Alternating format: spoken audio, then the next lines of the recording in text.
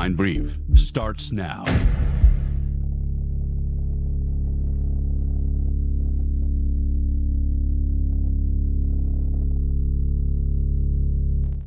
What is up, everybody? Happy Monday night. Welcome to another episode of the Blackline Brief. I'm your host, Matthew McKim, and today I have a good show lined up for all of you.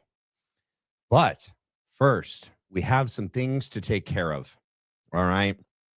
Let me see. Let me get all situated here for a second. Make sure this thing is ready and up to date. It's current. There we go. What are you doing? Bubble, get out of there, Bubble. All right. As you guys come in and get settled, please do me a favor if you haven't done so already and smash that like.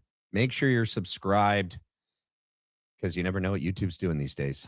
And I appreciate it. It's the best way to help support the channel in this community. All right. Keeps the lights on. It's the best way to keep the lights on. So, hopefully people will trickle in as we get going because I really do think that we're going to be covering a lot of important things tonight. One of the things that I really want to dive into is the text message and break the text message down that is allegedly from Charlie Kirk to, I think it's Brian Harpole. Barron said Brian Harpole. Zach said Dan Flood. Really, because we can't see who it is. It could be either one. Dan Flood is Charlie Kirk's personal security guy. You know, he worked directly for Turning Point and for Charlie Kirk. Okay, Dan Flood. You know Dan Flood? Dan Flood. All right. And then Brian Harpole is the head of Integrity Security Solutions. This is an organization. This is a company, a security company, a personal protective executive security company that was created by Brian and Dan when they left. So there used to be a security company that protected Charlie and TPUSA called Schaefer, the Schaefer Security Group. And that's who protected Charlie and TPUSA from when they started needing security. And nothing bad ever happened with that company. However, Brian and Dan both worked for that company and then they underbid. So when that contract was due to be up, and I'd have to look back at the dates, I don't know, 21 or 23. I think it's 2023. But either way, when Brian and Dan created Integrity Security Solutions, and boy, is that the worst name for a company that lacks all integrity and does no security whatsoever when it mattered most. But they underbid. They knew what the contract amount was because they worked for Schaefer for years.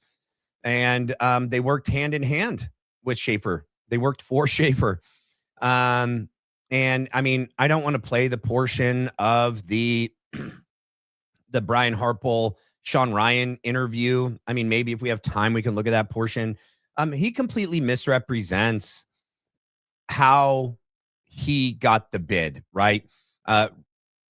When it all went down back in September of 2025, people started digging into this and Schaefer spoke on it, right?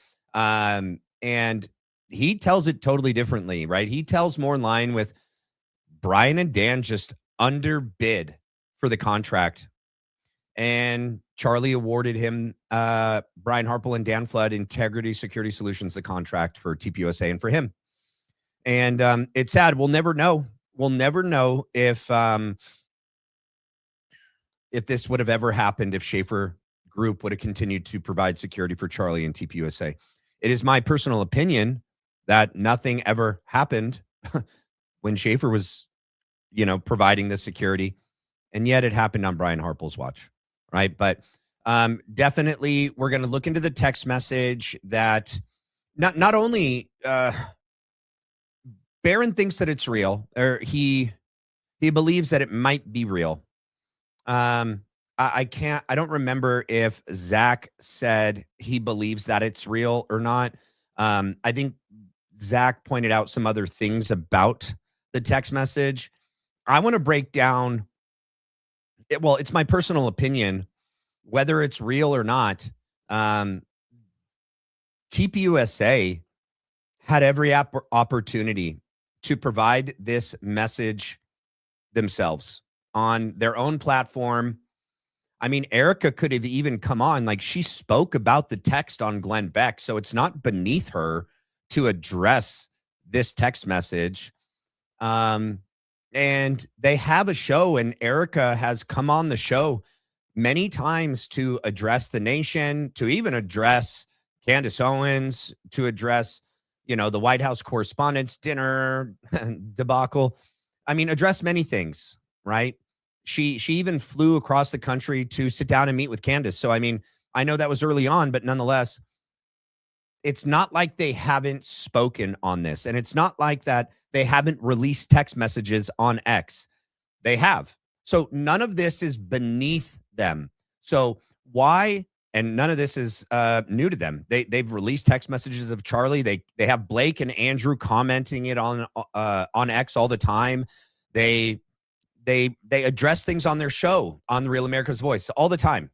So why not this? Why not ever on the show address any of the questions and concerns that major portions of Charlie's former community have? Yeah, we don't necessarily support them anymore. Most of us, I could speak for myself, don't support them at all. But that doesn't mean they don't have, I don't know, even an obligation. In my opinion, they have an obligation to clear the air, to answer and answer questions, dispel concerns and suspicions that a large part of the Christian conservative, movement and community that used to follow Charlie have. They should want to have as little divide amongst members of Charlie Kirk's community as possible. And yet they've chosen to use Andrew Wilson 11 months down the line. Why? I don't know. I don't agree with it. So I do have questions on whether the text messages are real or not. I don't have the ability to determine whether they're real or not. There's plenty of things in the text messages themselves that raise many questions and concerns. I had many people email me that clearly have more experience than I do in this. And yet, the only way that we could ever definitively prove whether they're real or not would be if TPUSA, releases metadata, releases the actual text messages complete, with the profile photos and the to and froms, and even furthermore, getting a printout from whatever, we believe it's Telegram that the messages are sent to and fro on. And so getting a printout on that, and, whatever data they could pull from Telegram to prove that they're real. My point tonight is going to be more addressing the content of the text messages, because what I see is that Charlie was concerned, regardless of who, regardless if it's the left or Israel, Charlie was concerned about his security. So assuming the text messages are real, assuming that it's Charlie that sent them and that it's either Brian or Dan that received them, the text messages seem to show that Charlie was concerned for his safety, and that he felt, which is so weird, he felt that he had to remind his security what their number one job was, and that their whole job was to protect him and only him. And I just found that weird. That's like literally their whole job. Like, what would have made Charlie feel the need to remind Dan and or Brian what their job was that day? What had happened? What possibly could have been happening behind closed doors, that Charlie was insecure about that he felt the night before he had to remind them that their number one and like pretty much only job was to protect him. And then Brian and or Dan, okay, because it's unclear who received the text messages and who was sending them back, but it's Brian or Dan, said he had it covered. Said, I got you covered. And literally, that couldn't be farther from the truth about what happened that day. So I also have the Brian Harpole, Sean Ryan show that we'll look at two different clips. There's also a debate that happened between Viva Fry and Jimmy Dore, and it was moderated by Brett Weinstein. And Brett was a pretty much impartial person and brought up a lot of very good arguments regarding the official narrative. And if we get to it, I have that pulled up. So I also have the UVU review video pulled up, and we can look at the beginning because it'll give us insight into, did Brian do what he said he was going to do that day? The answer's no. The answer's no. But I mean, instead of just telling you that, I'll show you. I'll show you that he didn't do what he said he was going to do. And then we have the Adam Bartholomew video, the Life is Driving video, to look at what happened after the fact. What was the security team doing after the fact? And should that have been their priority at all? So I got that. What else do I have? Let's see. The footage. We got Brian. I got the text message pulled up. The clearest image I have of the different text messages, sadly, is from the Crucible. It's from, Andrew Wilson's show the other night. We're not going to listen to him, but his little picture will be on it. Unless you guys can grab really good screenshots of it and email it to me, and I can pull them up that way so that we can look at the text messages. But I mean, I guess I could also look on X, but I don't know. Did he? I think he did actually post the text messages, but it's still through him.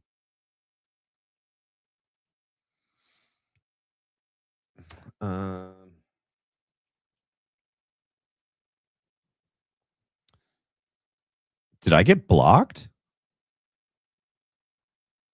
Or did he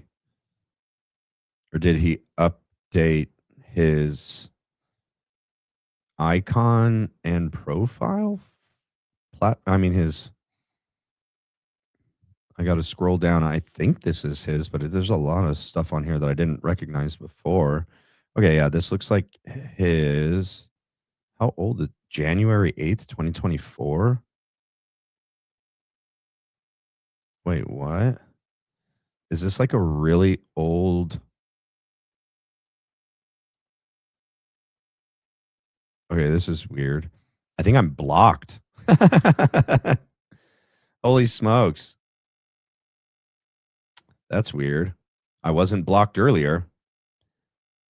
I wonder what I could have done.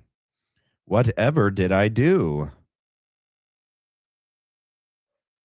Oh, okay. Well, it's Paleo Christian. Is that where he released them on his personal page? August 23rd. Are those like bookmarked? Wait, what's today? Oh, today is August 24th.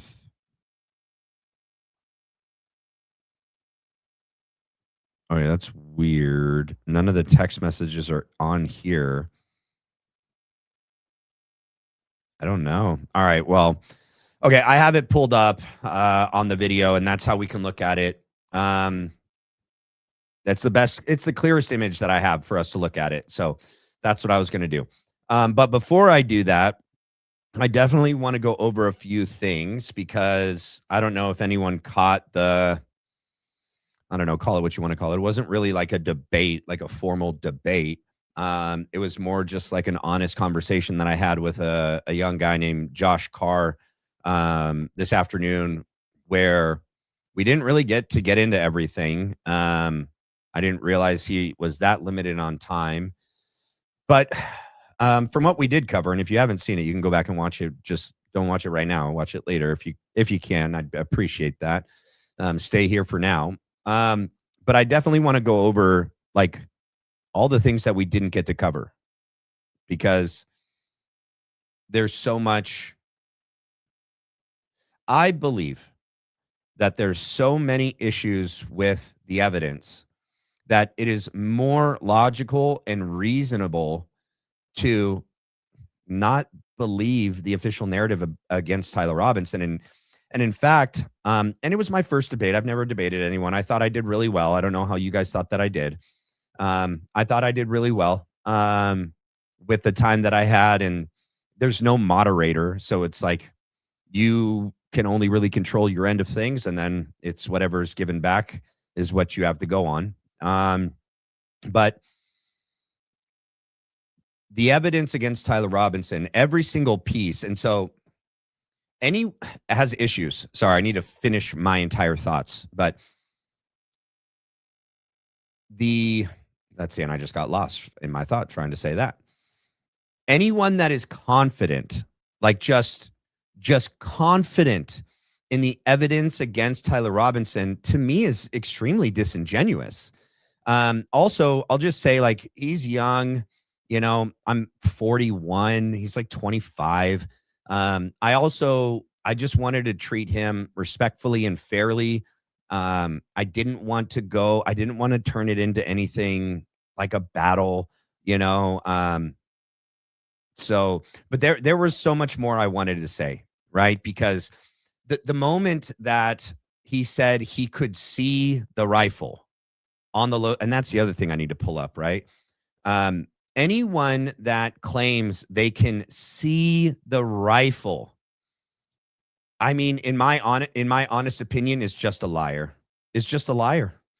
Let's see. Tyler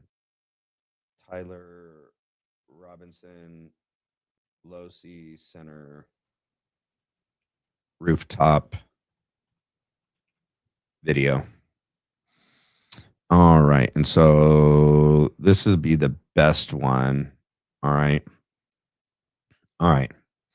Okay. So before we start getting into anything, I do want to go over like the evidence and why I question why I hold the position that I do, that I'm not convinced at all that Tyler Robinson was on campus at the 12:23 and 28-second time mark and on the roof. If he was on campus at all, because here's the other thing, and I find it so unfair that all of the supposed clear and crystal clear footage of Tyler that day supposedly was only shown to everyone inside the courthouse. Also, Josh seems to be the only one that's ever said that. I've never heard anyone claim, like, you have Benny Johnson. Well, he wasn't there until Friday, and this supposedly happened on Thursday, but you have like Brandon Tatum, Graham Allen, Jack Posobiec. Who else was there? I don't know. At least those three were there. And none of them ever claimed that some video was released on Thursday that showed Tyler Robinson clear as day and that you could 100% definitively say that it was Tyler Robinson. And Josh didn't even say that, but he said it's a clearer footage of him and that he believes that it's Tyler. What's interesting is that, I mean, not even Lance Twiggs could confirm that it's Tyler from even the other footage. You know, the best that he could do is say, I mean, it definitely looks like him. That's all he said, you know? And then he kind of gets like a nudge under the table and goes, oh, looks like Tyler Robinson. I believe he was extremely led in that interview. And I think it's super suspect that they didn't play whatever interview took place back in September, right? But going back to the evidence that I personally know a lot about. I know a lot about like all of it, and none of it, like, then that's the other thing. So the DNA, You can't say that that proves that Tyler Robinson shot Charlie Kirk and that he was on the Losi Center roof. So there's issue with the DNA being degraded, especially when it was shoved down, supposedly shoved down his pants on a 90-degree day, and he was wearing long pants and a long sleeve shirt, and clearly would have been sweating. He had glasses, a hat, and a backpack on, supposedly, and that rifle itself is a 49-inch rifle. It's like between 42 to 49 inches, and when you take it apart into its like in order to separate it without like a gunsmith, you can separate it into two parts with a screwdriver with a tool.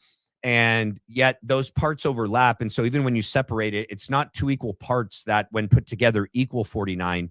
If you were to stack them right next to each other, it would be larger than 49 inches because they overlap. And that together makes 49 inches. And so they never answer the question, where's the other part of the rifle? They want you to assume and conclude that it's in his backpack. But everyone that's broken down this rifle, whether they put the barrel portion or the buttstock portion, it sticks out of the backpack. Okay. And so, and the other part is if it's down his right pant leg. So also the guy known as, Eagle Boy, I call him because I don't think anything proves that it's Tyler Robinson. And I refuse to just say that it's Tyler when nothing that exists out there right now definitively shows that it's Tyler Robinson. So I refuse to say that until I see something that definitively shows that. But the rifle portion that's supposedly down his legs would go down past his knee and he wouldn't be able to bend his leg. And he does bend his leg multiple times, going down and going up the stairs. Also, he bends different legs at different times. So he can't remember which leg to bend. Also, the person in the video seems to be left-handed and Tyler's right-handed. So, or it's the other way around. Whatever. I'd have to refresh my memory, but the person in the video is the opposite hand of Tyler Robinson based on like how the person uses the phone and which pocket they put the phone in and which they take it out of. And that's a whole nother thing. The person in those videos seems to be communicating with multiple people throughout the day, whether that's on the phone or with the cars following him, dropping him off, waiting for him. The person doesn't even seem to be working alone, which is another question I have. But going back to the video that he said he saw that is definitively Tyler Robinson, we never saw that. And I don't even believe it, honestly, because from the videos that we see from the dude in the purple maroon shirt that day seems to be a totally different body build, size, height, thickness, color than Tyler Robinson. So my point was, I think there were multiple parts in the debate where I definitely wanted to push back more, but I didn't want it to become confrontational and combative. But for anyone to say that they're positive about the video evidence, it being Tyler Robinson, or the fact that he said you could see a recoil, you cannot see a recoil. No, you can't. I've heard people say that. I have no clue what they're talking about because I've looked at this video. I don't know how many times. I've seen the one that Candace has shown so many times, and that's the clearest one that's ever been released to the public. And I don't see a recoil at all.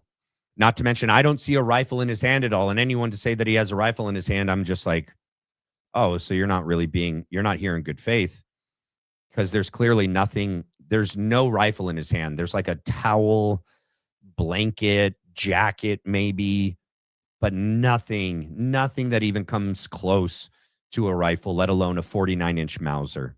Okay. Let's see. Yeah, the DNA being degraded, yet he supposedly was the last one to touch it and have it down his pants. Makes no sense. The motive itself, the only time we can discern a possible motive is from the BS text messages, the BS Discord chat, the supposed handwritten letter, and then statements made by Lance Twiggs. Even though Lance Twiggs admitted himself that Tyler never said Charlie Kirk's name ever. which is weird because that was Josh Carr's defense for Lance Twiggs, that Lance never said or did anything about Charlie. Neither did Tyler. Okay. Even online, there's no history of Tyler caring about LGBTQ trans issues and no history of him disliking Charlie Kirk. He never brought it up to Lance Twiggs. Lance Twiggs' own words say that.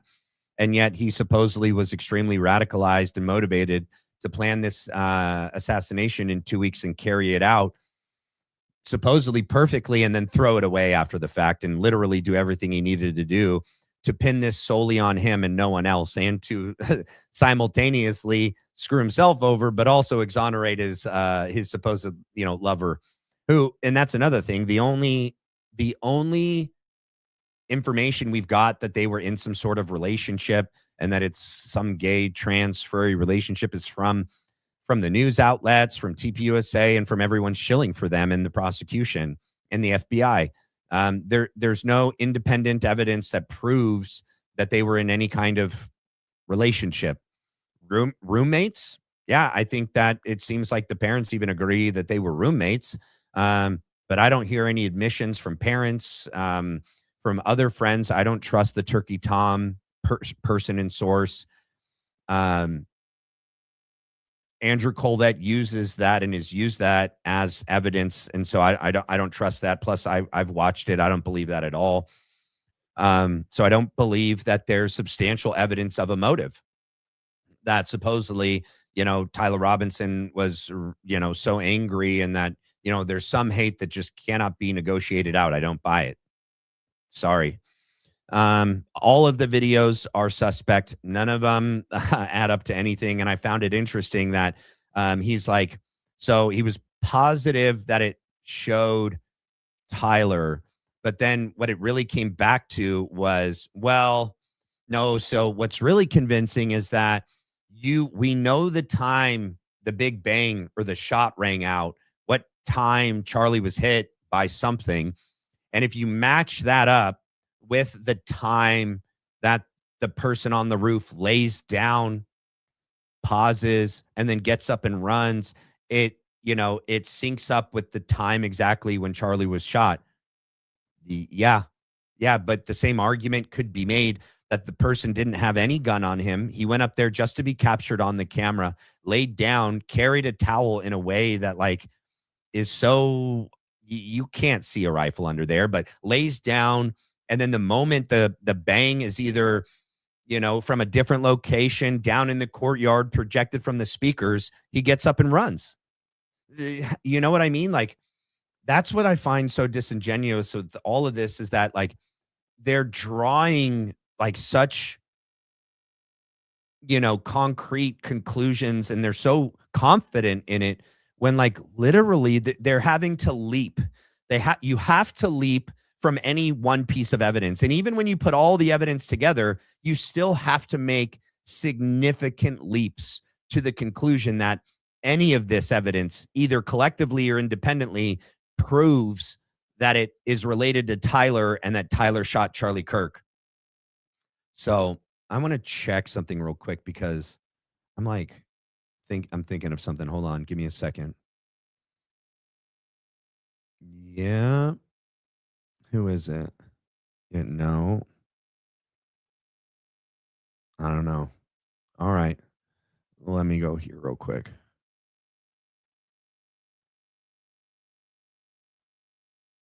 Okay. All right. We're good. Let's see. The next thing. Yeah, the confessions, completely suspect. No proof that they exist.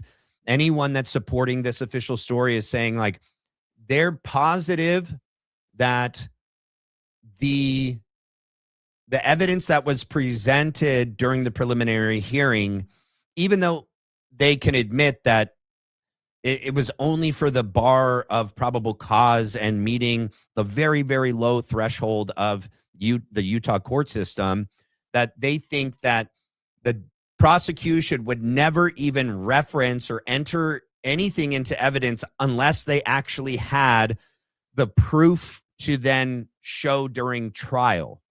And it's okay, then why wouldn't they have presented even, I don't know, one piece? And then the argument was because they didn't have to.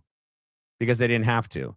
And I'm like, okay, but then they also do run the risk of not maybe meeting probable cause, which I don't think they met. And I think a lot of people don't think that they met it. I think I think Barron even agrees that like it's gonna go to trial. I don't think Judge Graff is gonna rule against it and dismiss it, but I don't think that's because they met the bar of probable cause. I think that's just because he's got to do his job and it's got to go to trial. Um, but to argue and to be so confident that everything points to Tyler Robinson because they have so much confidence in institutions and, the SBI and the prosecution and the Utah County's attorney's office that there's no way that they would ever lie on a piece of a document for like the trial for this whole thing from start to finish, that they wouldn't lie in the prelim, and that any piece of evidence that they've presented means that they obviously have the actual evidence to prove their conclusions. I think is just is so naive at this stage in our country and in reality. I mean, granted, he's also this kid was 25 years old. Just imagine the lack of life experience. And I'm not docking him for that. That's just a reality. Like 25 is but a baby. Where was I at 25? I was just getting out of the Marine Corps. And yes, I had seen and experienced, I think, so much more in my life by that time. I still was nowhere near where I am now, 41. So 16 years of my life from then to now, and so much more life experience and change in my worldview regarding, the military, our governments. He wasn't even alive and around to experience 9/11 and to understand the tremendous gaslighting that took place back then, and the lies that were told by our government, and that I think just blindly believing any institution or government entity at this point is just so incredibly naive and is misplaced. There's nothing that any administration or government entity has done to restore trust in the public since they've all lost it, because every state at different levels completely cracked down on all of us during COVID. They all did to different degrees, but mostly they all did. Completely went in hand and lied to all of us. And even going back further, like there's all the other examples that I don't need to drudge up. So I think that there's more cause to not trust SBI, the FBI, this administration, Israel, state of Utah, Utah County Attorney's Office, and so on, and even the defense. I don't even know what the defense, I don't know for a fact if whether they actually are defending or not defending Tyler Robinson. I think that it's been 50-50. We've seen great moments, and then we've seen pretty questionable moments. And I think even Barron has pointed that out. And so has other lawyers have done the same. And so I don't know. Yeah.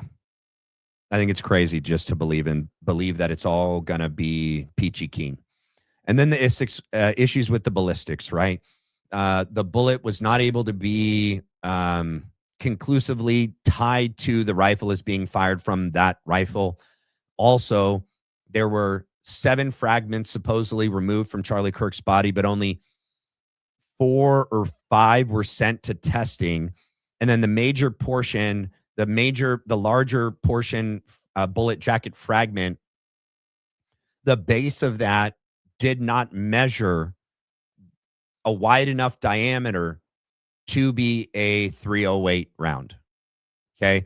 It was 0.286 to 0.301, much smaller than a 30-06, a .308 round. So, which is like 308, and then it goes up to like 4 something. So I think it's like 401. So nothing in the evidence that's been presented thus far, I think, could allow anyone to be confident. And so I don't know. I don't know what to do with people that are confident at this point. It's just beyond me, you know? So, all right, that's enough of that. What I can do is show this and ask you guys if you think you can see a rifle because I can't. Not to mention, this is a massive roof, and I can't believe this dude is like Usain Bolt, and he's just like booking it. He believes, and so the reason why I'm playing this one because in his argument today, he said when he drops to the ground, you can see like a third leg. I guess he said, "Does he have three legs? Obviously not. Therefore, that's the rifle." Okay. It could also be the jacket arm dangling. It could be the blanket or towel dangling. It could be a shadow being cast. It's 12:23. The sun is almost directly above them at this point. And you can see that because as he comes to the corner, his shadow got cast on this corner over here as he bent over. A Mauser is heavy. I don't see. Yeah, there's nothing. There's nothing. No 49-inch rifle at all.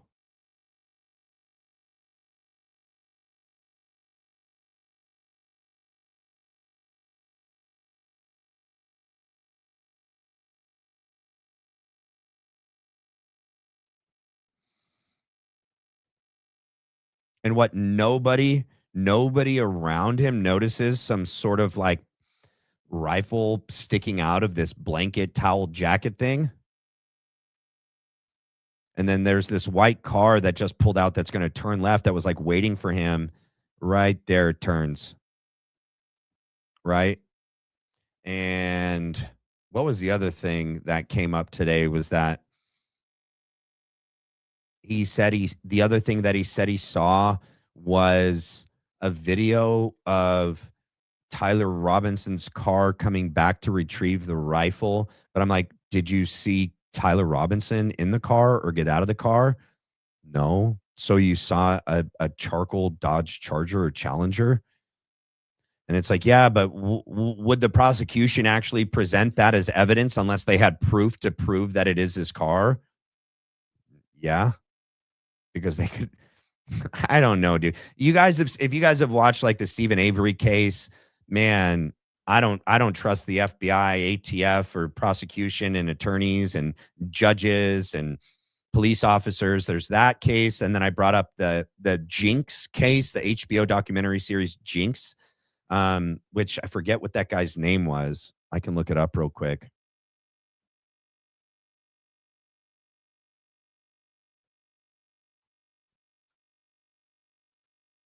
Yeah, let me hit this. So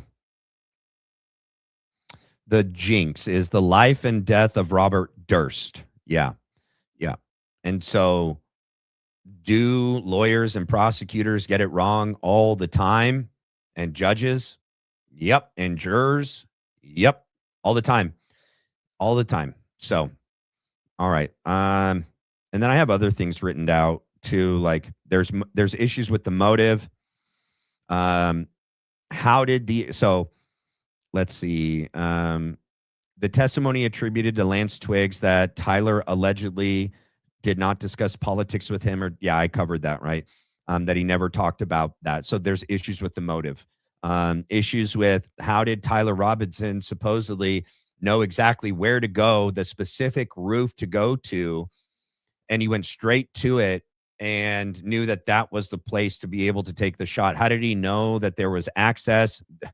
Why is there no video of him, you know, coming visiting the campus before that day to scout out the site and to determine which roof would be the best roof? And at that time, there's no way he could have known. Um, there's no way he could have known where the canopy was going to be set up. The only way he could have ascertained that would have been the day of, but there's no footage of him. Well, I think at all that we've seen, but not even of one of the decoy boys in the purple or the maroon shirt. There's no footage of that person going up the stairs and finding out that there is access to the Losi Center roof. And this isn't where he's from. He lives like 3 hours away, and he's not a UVU student. So like, how could he have known exactly where to go, exactly what roof to be on? There's just so many issues, you guys. Yeah, the rifle concealment, I dealt with that. How did nobody spot him on the roof, right? Even though other public people spotted him on the roof, like citizens, but his security did not. Yep, there's no direct video of him taking a shot. Yeah, there's the issue with the palm print. Didn't come back to him. We talked about that. I couldn't understand what his argument was about that. It wasn't his palm print. Yeah, and then the construction worker that saw what is supposedly Tyler Robinson that day, but actually the description fits Lance Twiggs. It actually resembles Lance Twiggs, not Tyler Robinson. Okay. Yeah. And I argued this too, that you can't ascertain who's that on the roof. You know, let's see. These are notes that I wrote up that I wanted to cover with him, but we didn't even get to. Yeah, there was so much we didn't get to, but all right, let's move on. All right, if I get to it, I can get to it in a little bit. Let's see. So, the text message.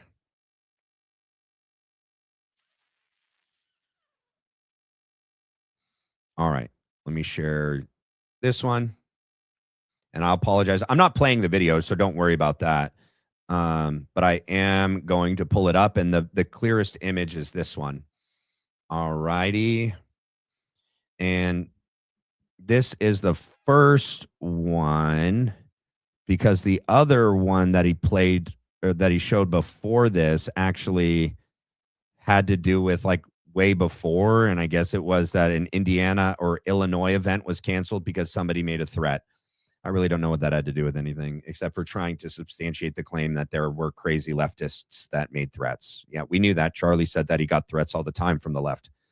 All right, here it says, what's the lay of the land? Okay. Yes, law enforcement. Wait, is this on the screen? All right, cool. Yes, law enforcement has been fully supportive and has agreed to security plan and posture. Tomorrow's event will be covered by both my team, and that's why I think it's Brian Harpole, because I mean, it could be Dan Flood, but I mean, it's much more Brian Harpole's team than it is Dan Flood's, and the campus PD. Okay, that's the UVU police department. It's a total police department, but it's just UVU police. All right. If additional support is required, patrol units will be available. Well, they should have just asked for that.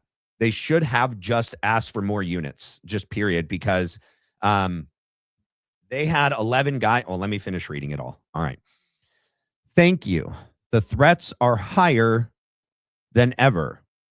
And I don't know. Oh, okay. So the flag in the blue is supposed to also be Charlie, because this one is supposed to be Charlie here, but it's supposed to be like referencing a previous statement, because these are Charlie here. Supposedly these purple ones are him here. And then this one with the American flag is supposedly him as well. So it says, thank you. The threats are higher than ever. And it doesn't say what threats, though. It doesn't. And then it says, and then Brian Harpole or Dan, I don't know who, either or, says, I have 11 on site. Charlie says, okay, great. Delicately remind them they are there for one person security only. I'm somewhat worried the left is trying, or the left, I'm worried about the left trying to kill me. Okay. Just so you are aware, I will be strict with allowing people in our bubble. That means it's non-permeable zone, okay? That's within like 30 feet or 30 yards of Charlie, and it's the knowns, right? Everyone inside that bubble is a known. Frank Turk's a known. Those are unknowns. He let a lot more people than just the basic, right? That he was going to be strict about allowing people in the bubble. No. I can't have distractions in there. As we spoke of earlier, we are here for one priority. Yeah, it's supposed to be Charlie. I'm somewhat worried about the left trying to kill me, and that's restated. I don't know why. And then it goes, I've got you. I'll do all in my power. It's a typo. In my power to make that extremely difficult. All right. And then does he make it bigger or does he just? No, okay, he just really hones in on that portion of it. All right, so now let's go here. And let me make sure it's up. Okay. And I don't really want to hit play too much. Well, we're at 6 minutes. It doesn't the Big Bang doesn't happen till much later. Right here, what's going on is Dan Flood's on his phone. All right. Frank Turek is, I guess, should be in the inside the bubble of the knowns, right? There are two bike racks, 2 rows of bike racks, which the first row keeps all of the people in the audience back. And then it begins to create the aisle for the questioners to walk up this way and then walk up and walk out that way. There's a gap in the middle for the questioner, and where the mics is in front of what's his name right now? That's not Hunter Kozak. That's the other guy, Henry Dell. And then there's a second row of bike racks, which is up in front of the questioners, which makes another barricade. So they can't just have full access to run up into Charlie. And then you have the security team members all facing into the crowd. All right. And then you have Brian Harpole digging in his pocket right here, doing God knows what. Looks like he's turning something on, in my opinion, because this is when the feedback issues begin to happen. Dan Flood's distracted on his phone. And then you have a bunch of people. You have people all over this bubble that are not supposed to be in the bubble. All right.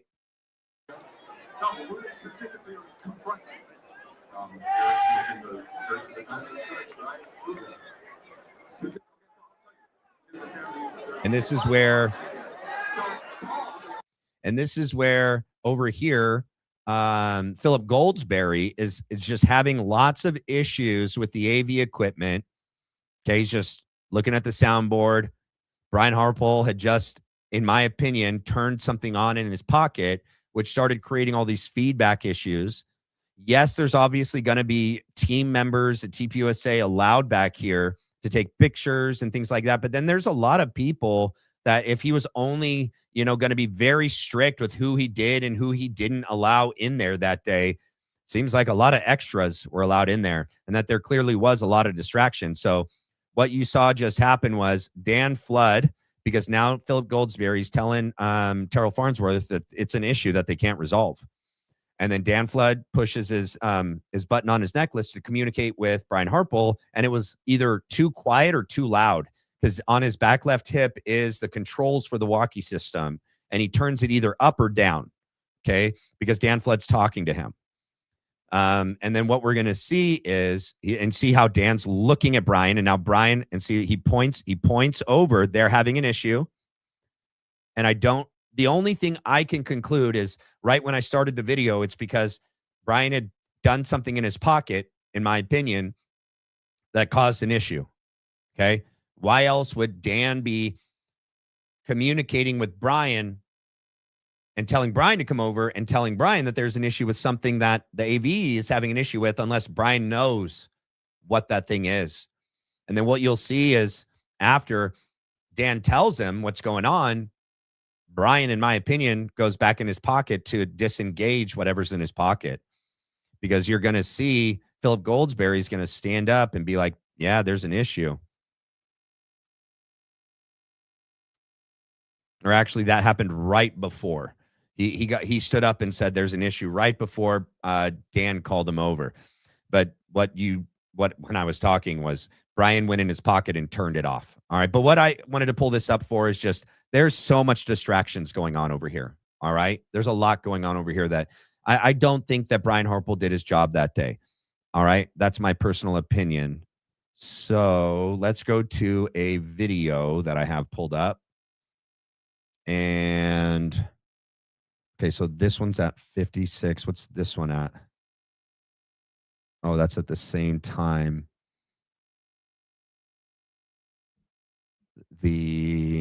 Let's see.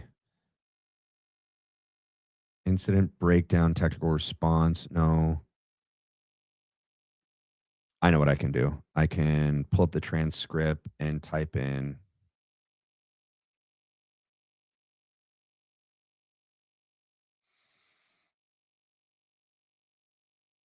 Here.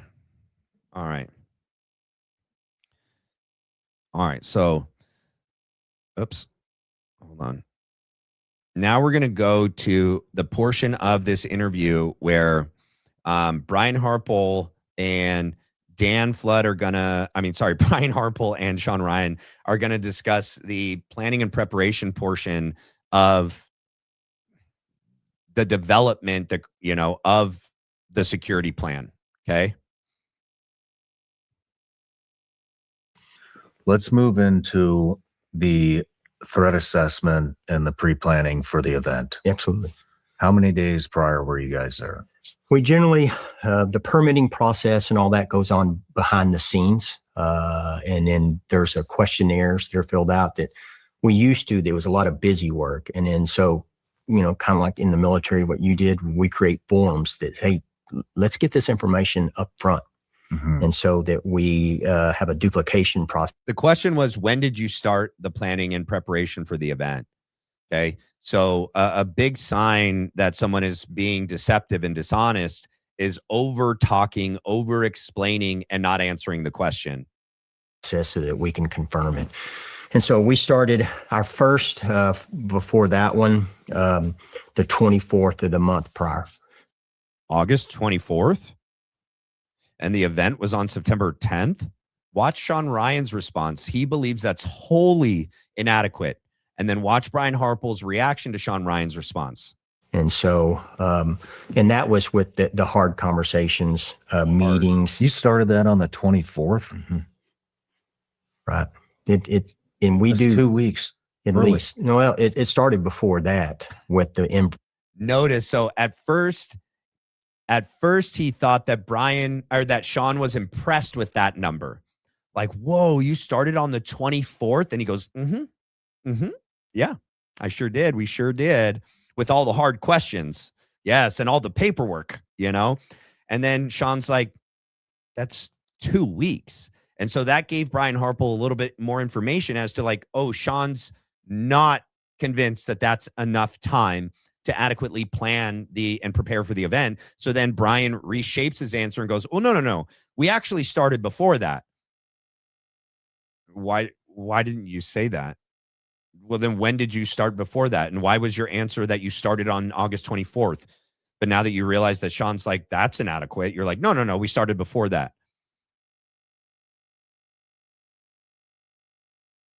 The intelligence gathering and all that. But the hard conversations, the sharing of information, the conference calls, the data sheets, and we put that in a timeline on an app, so that this all goes up, and every guy that's on that. Someone should tell him that he should stop talking with his hands. It also makes him seem like really nervous. And so imagine if, okay, and yeah, I'm a behavior analyst by trade. I don't practice anymore, but one of the things that I'm good at is observing and breaking down people's behavior and some of the thought process that is behind either nonverbal communication, nonverbal tells and cues, right? There's self-soothing things that people do in a situation where they're not wholly comfortable and confident, that they do to themselves, where they touch themselves, they rub themselves. They do certain things that they're doing to self-soothe because they're very uncomfortable, or they're not confident, right? Or they're being deceptive. Another thing is that he is not confident in what he's saying. Okay. That the words by themselves are inadequate, that he feels the need. And I know people use their hands to talk. And yes, that's also kind of based on like culture.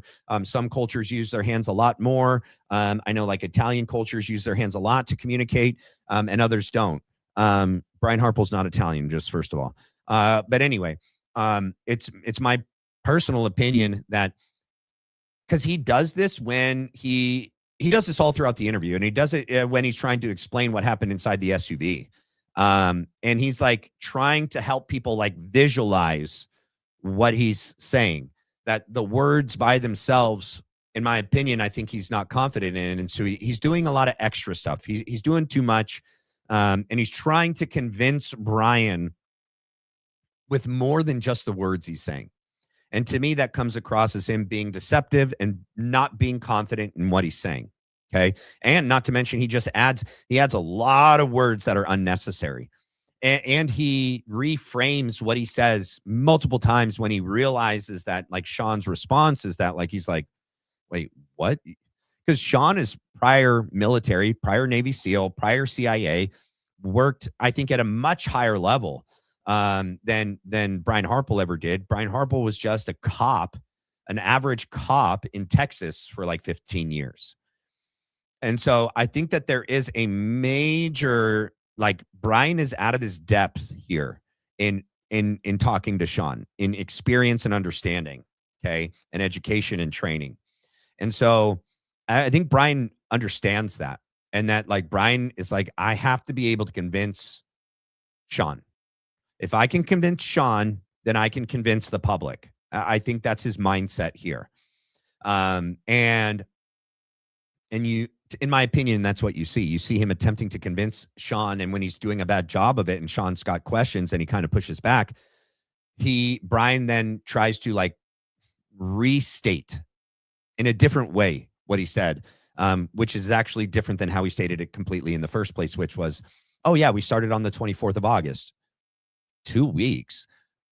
Really? And he goes, oh, no. We started before that. Oh, with the hard questions and the data sharing and the text messages and the paperwork and all that. Anyway, let's continue. Job can see all the intel that comes in. It's a decentralized command model for the company. And that's stupid.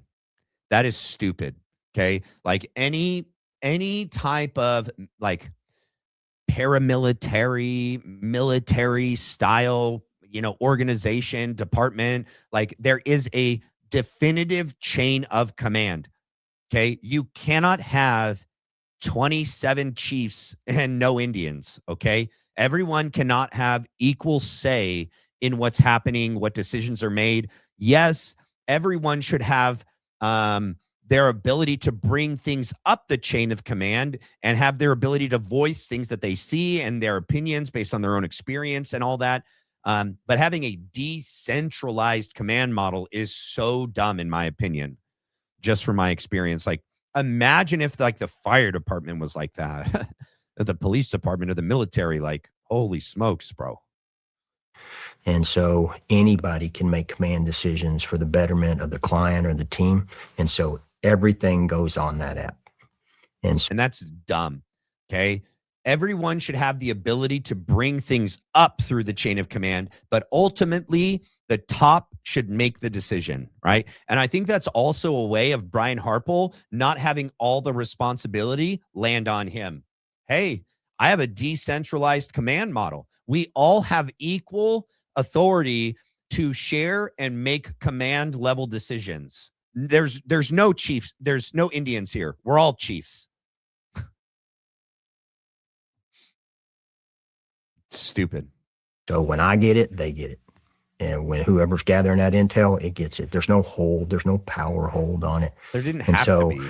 that first information came in on the 24th, and then the information share starts where we're walking through, everything that you need for a detail, the site plan.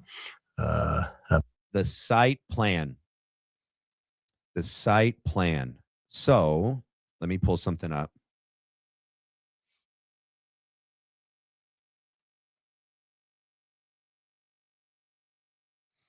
Give me a second. No, I want to. There we go. All right. Let me share this. Hopefully there's no issues with connection. Dope. I'll make it bigger. I'll make me smaller. Help everybody see a little bit better. All right. So, all right. In this site plan, all right, it's going to be everything from, it should be at least, entry and exit, right? Different possible ways of coming in and going out, making sure that they don't just have only one way in and one way out, which actually this seems like it does only have one way in and one way out. But this would be unobstructed back here in the parking lot because this would be blocked off. No one would be allowed back here except for all the knowns. But I think what they did was, yeah, they did do this. They backed in all the cars so that it'd be quick exit if needed to be. Exfil, they just boom, and then they leave. All right. But what also should have been part of the, site planning is, especially after Butler, is all of the roofs, all of these roofs. And so this is the Losi Center roof. I have this little marker placed here so this is where the supposed shooter was. Knowing where Charlie was going to be placed, okay, and knowing where the audience was going to be, which way Charlie was facing, and all potential roofs that could have a successful shot. That should, in my opinion, especially after Butler, that should have been part of the work up and site planning for this event. And I'm not even a security personnel. I just have my limited military experience and understanding that, especially after Butler and all the concerns, especially that Charlie had voiced about Butler, like there should have been a component of this plan that incorporated the roofs. There just should have been, right? And so going back here actually for a second, let me do this just so you can see this as it turns. Okay. So any roof that had easy access, all right, from the ground, that you did not have to like go through a building and have any kind of like pass of being part of the school because, supposedly, Tyler Robinson wasn't a student there and he didn't work there. So it would have had to have been a roof, and they could have easily checked off most of these roofs, right? Because some of them wouldn't even have a line of sight. So none of the buildings behind would have a line of sight because the Hall of Flags is in the way. Okay. Charlie's seated down here on the ground. This building blocks it from these buildings and all these buildings back here. No line of sight to take a shot. So the only places that could actually get a shot are going to be like roofs over here. Okay. I don't think over here, this is not high enough over here on the right to be able to, because it drops down, and this building, this roof would have covered that area. So really a lot of these buildings could have been, checked off as even possible shooting locations by them going up there and seeing if there was direct line of sight. And so one that definitely had direct line of sight are these ones back here. Okay. And this is a computer science building, and then the Losi Center roof, and then these obviously, but there's no way somebody could have got up there without being seen. Like it would have had to have been really maybe up here, this Scott C. Keller business building, but there's no access from the ground. There's only access through the inside. It's a 3 to 4 story building. And same with the computer science building and this building. They had no access to the roof from the ground. The only building that had access to the roof from the ground is the Losi Center. And so a lot of these buildings could have just been checked off as even being possible by doing their workup. But they didn't even go to the campus ahead of time until that Monday. The Monday before was the first time they set foot on campus. So, and then they didn't even do an adequate walkthrough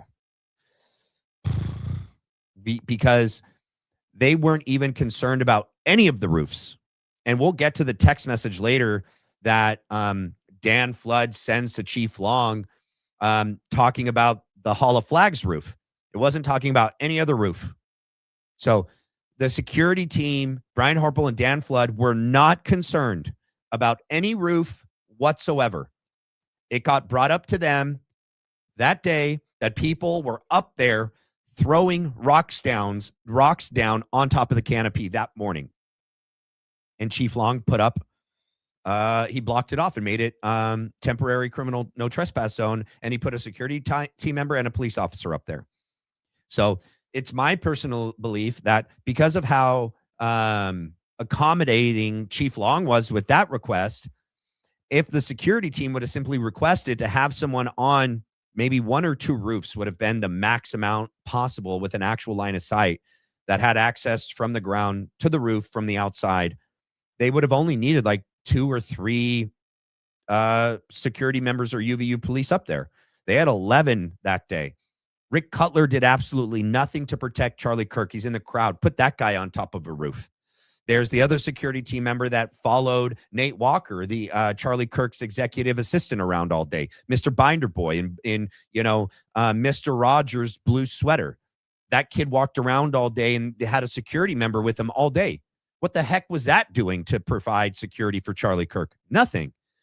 It's 2 people right there. They could have put up on one on the Losi Center roof and one on another roof. And they're armed. They're also armed. And they can be looking around. And if they saw someone get on the roof and then they see a weapon, they could have discharged the weapon and shot the guy. It's not like they even have to be on every single roof. They just need to be on at least 2 or 3, just 2 or 3 members on like 2 or 3 roofs. And then they're close enough and they should be good enough shots with all their military and police experience that if they see someone get up on any of the roofs, they just take them out. None of that was done. None of that was done. Wholly inadequate. You know, they're paying millions and millions of dollars every year to this guy and to Dan Flood and their team. Not to mention, they hired an extra 5 guys that day for a total of 11. And it did nothing to provide extra security for Charlie. And in fact, his argument is that, no, we're only tasked with the 30 yards around Charlie Kirk. I don't care. I don't care even if that's true. Then even if that's true, he should have met with Chief Long. They didn't. They didn't do a briefing. They didn't do a debriefing. They should have met with Chief Long and asked for more guys. Chief Long could have requested other police from other departments that they said were standing by if we needed them. Okay. Literally, I think all that would have needed to happen would be for Brian and Dan to just request for things to have been done. And Chief Long would have either done them himself and his team. He would have had the other local police come in and use some of their guys.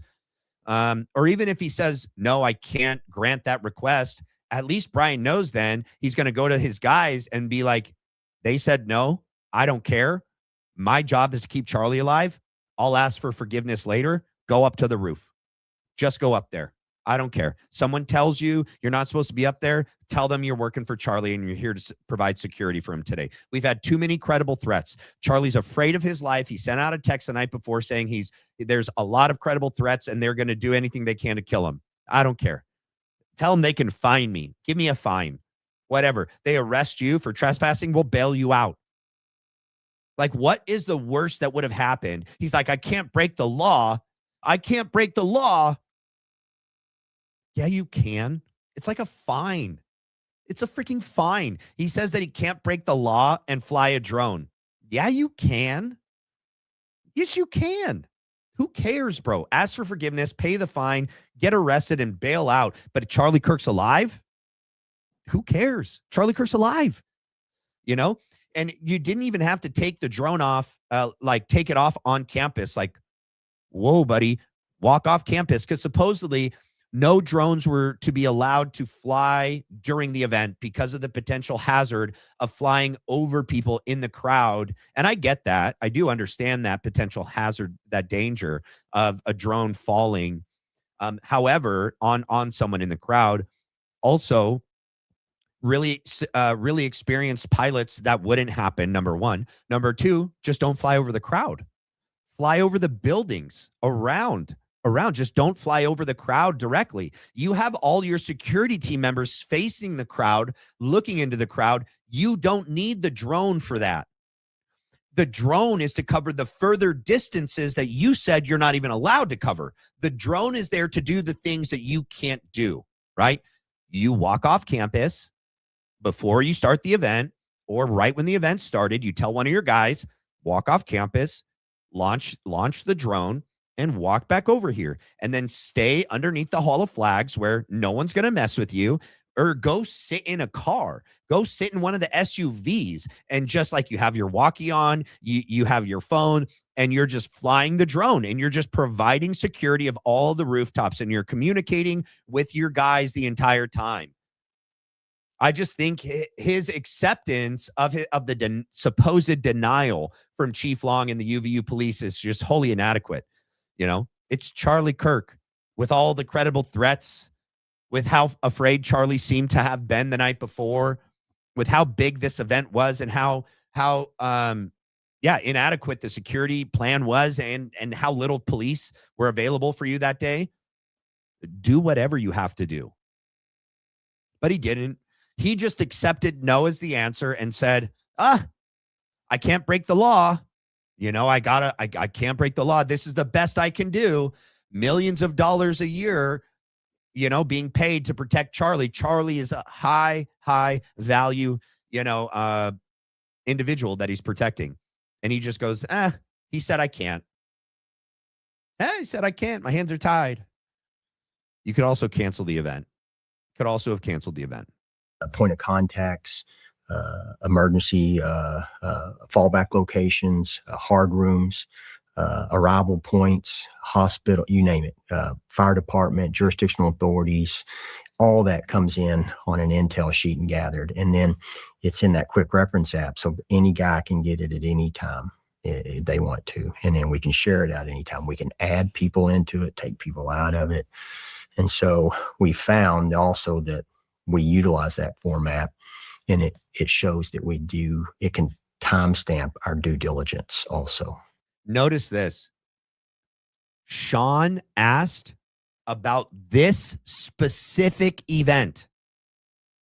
This event. Can you explain to me the exact steps from start to finish, from the very first time you started, what date was it, and what you did for this event? Notice that Brian talks in generalities. He's talking about in general what their process is, in general what they do and all the different components, but he's not actually saying what they did for the UVU event. You notice that? And I find that super sus. That was the question. Like, let's go over this plan for this event, because this is the event he died at on your watch. Can you explain to me what you guys did for this event? And then he just talks in generalities. To me, that's another very deceptive thing that he engaged in.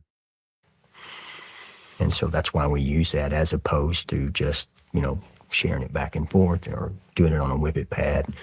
So we have that in real time. And so that starts then. What kind of, at the beginning, when I was kind of looking into this before I realized I'm never going to find any answers, we've seen a lot of Charlie's friends, people that are in the media, come out and say Charlie had very specific concerns about Israel, and that his opinions were changing about Israel, and that he had expressed concerns about this to various media personalities. He did. You know, my question is the man that owns the company that's in charge of his security detail, and you are the head guy on his security detail, were there any concerns about that or any other organization, political party, foreign nation? Did he express any of those concerns to you? No. and So that is a tell right there. He goes, no, and then he clears his throat and he looks down and away. He knows about the text. He knows about the text about the donors pulling money. All right. And him writing the text that I'm going to leave the pro-Israel cause. That went to Dan Flood, Frank Turek, Andrew Colvett. It obviously was a big enough deal that Andrew Colvett sent it off to Joe Kent. Okay. So it obviously, even to Andrew, was concerning to him and felt that it was relevant to pass up to the NCTC. And so I don't believe Brian saying that. And then you have the Harrison Smith ex post that someone close to Charlie, okay, relayed evidence to Harrison Smith from InfoWars and said that Charlie was afraid that if he continued to turn and leave Israel, the pro-Israel cause, that they were going to kill him. That is the quote. And that it came directly from someone who heard it from Charlie. So I do not believe that Brian had no inclination that Charlie was simultaneously concerned about the left and Israel. Because I believe that Charlie, at least to some degree, was aware. I mean, clearly we know that he was aware that the left was threatening him all the time, and that there were credible threats, even the one on Indiana or Illinois, that event that happened before UVU. And that at least to some degree, Charlie was aware and concerned about those threats from the left. However, the left is not even defined, even by Charlie, as some lone radical, leftist kid from a nearby campus. That's not how Charlie defined the left at all. Someone could send me a comment. I forget the exact wording, but it was something else. How Charlie defined the left. Let's see if I could pull it up on here. I swear there was a post about it today.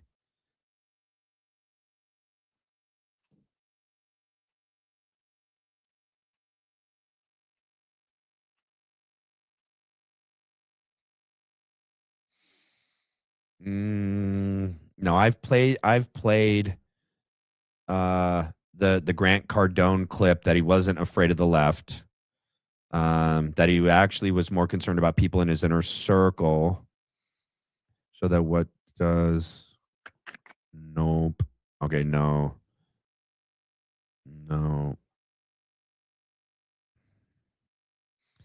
Dang. A lot of people posted that video that I saw, that I found, that my wife found and gave to me.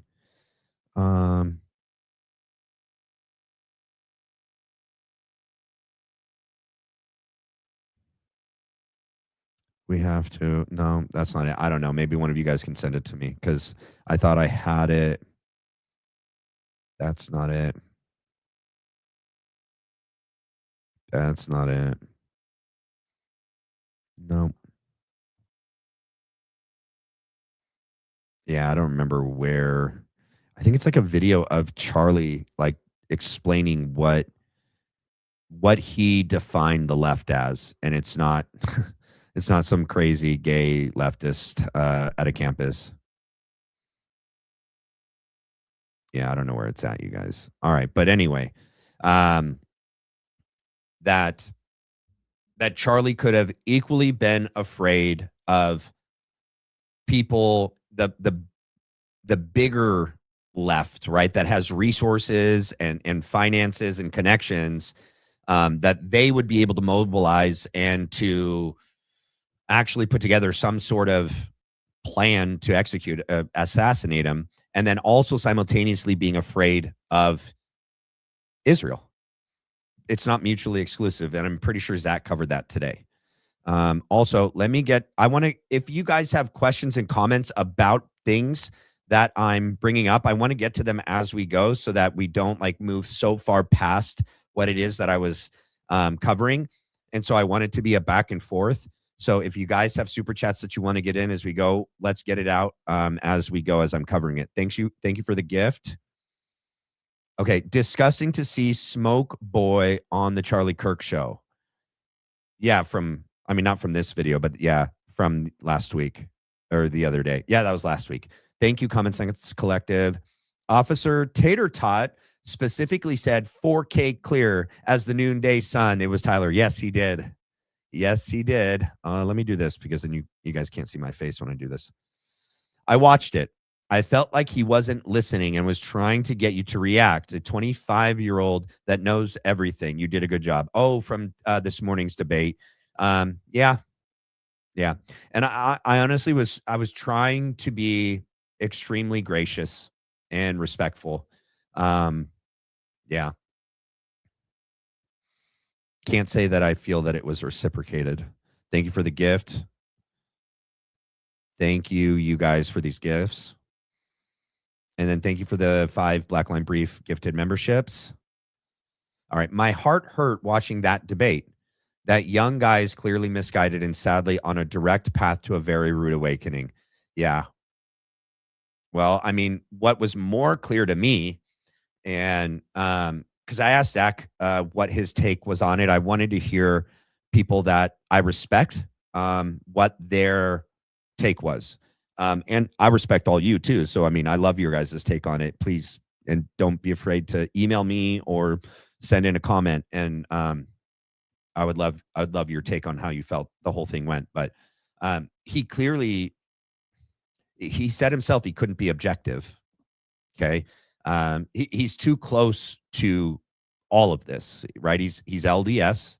He lives in Utah. He knows people, he said, that are connected to or on the prosecution, and same with the defense. He completely trusts the state of Utah, the government, Governor Cox, Kash Patel, the FBI, the State Bureau of Investigation. I just, at this state in, our country, to have that level of trust in any government entity is just insane. And so to me, I don't believe it's genuine. I just don't. I don't. And so here's the other thing, guys. This is my opinion, but I know people who camped out each night to try to get into the preliminary hearing. Josh Carr was not one of them. Josh Carr did not camp out. He was there all 5 days. He said it himself, right? He was there each day because he said that, no, Benny Johnson wasn't there the 4 days prior. Oh, and that's true. Benny Johnson was only there Friday. It's my personal opinion. He was requested to be there by TPUSA and Erica Kirk because this isn't a +2. It's not like he got to be invited by Brandon Tatum, Jack Posobiec, Graham Allen, Benny Johnson, who was only there Friday. It wasn't like those people got to invite other people unless he knew someone actually that was friends or family, because there was young, like, cousins, nieces, and nephews that also came with Erica Kirk. So I wonder if he knows one of them, and that's how we got to go. I doubt that he knows anyone. He definitely never said that he knew anyone on Tyler Robinson's side of the family. So I completely doubt that he was invited by them. So the only way that he could have got in there each day and not had to have camped out the night before and slept on the cold concrete like Brandy and Billy did. And his dig at her was so inappropriate. And that's the other thing. Like, I have my own opinions about all of these characters, and I didn't engage in any personal attacks. Not at Josh, not at anybody. But that wasn't reciprocated. And I thought that was telling, right? Clearly, he really doesn't like Candace Owens and most of us. And that even came across in his nonverbal responses and reactions to positions I held and statements I made. And so whatever, but it's my personal opinion that he had to have been invited there by someone at TPUSA or personally by Erica Kirk or a member of her family. And she does have family that lives in Utah. Erica has family that lives in Utah. Okay. If you go back to the wedding of Charlie Kirk and Erica Kirk, she says that in her speech, that she thanks all of her family members that have traveled from all over the country. And then she lists the states, and Utah is one of them. So there's that. And so someone that close to TPUSA, that close to Erica Kirk, that close to all of this, I think has too much incentive to hold the official narrative's position in the case against Tyler Robinson. And even by his own admission, he cannot be objective. Say less. Say less. And to say that any piece of evidence definitively shows Tyler Robinson or shows a rifle, shows a recoil, come on. You have no idea how hard it was for me to not say something. Like, today was a perfect masterclass, in my opinion, of my self-restraint. You have no idea. You have no idea. It was very hard. But I did it because I'm a grown man and I'm not Andrew Wilson.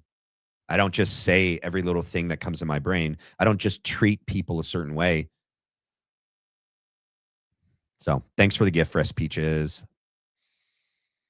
Tag along. Oh, those are my favorite Girl Scout cookies. Tag alongs are my favorite Girl Scout cookies.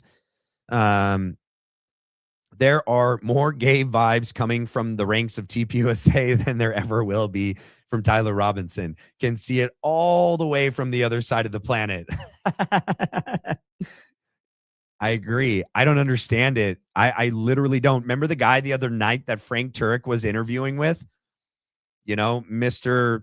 Thing in his pocket and his unbuttoned shirt and his hands. And he was just like, bro, where do they find all these gay closeted men? And where do these men find women to get married to? What do these women do with their lives? How do you marry a gay closeted man? I don't understand it. Money? I don't know. Maybe they have some sort of agreement. Maybe it's more like a contract. You're going to make lots of money. I'm going to be your arm candy. Publicly, we're going to be married and I'm going to be your wife and I'm super supportive and I'm going to wear a cross and we're going to be Christian. But at the end of the day, you get to go your way and I get to go mine. And we just agree to just let each other do our own thing. I don't know. That's what it seems like if you see Benny Johnson's wife. This is bizarre. It's a bizarre arrangement they got going on. Was a communication major back when I see the prop? What? Was a communication major back when I see the prop? I have no clue what you're saying, Granny. I'm sorry. Maybe throw the full thing in just a normal chat. You don't have to do another super chat. Someone can send it to me in a text. They can screenshot it and send it to me, but I have no clue. I want to know what you mean. Oh, see, my wife just sent me one. It said, somebody said, just listen to the debate. You did well. He was definitely carrying water for the official narrative, not applying the same critique to the accusers as he is to the questioners. Yeah, agreed. Yeah, I agree. And then, yay. Let me ask, can I tell this great news to the audience? I'm live right now.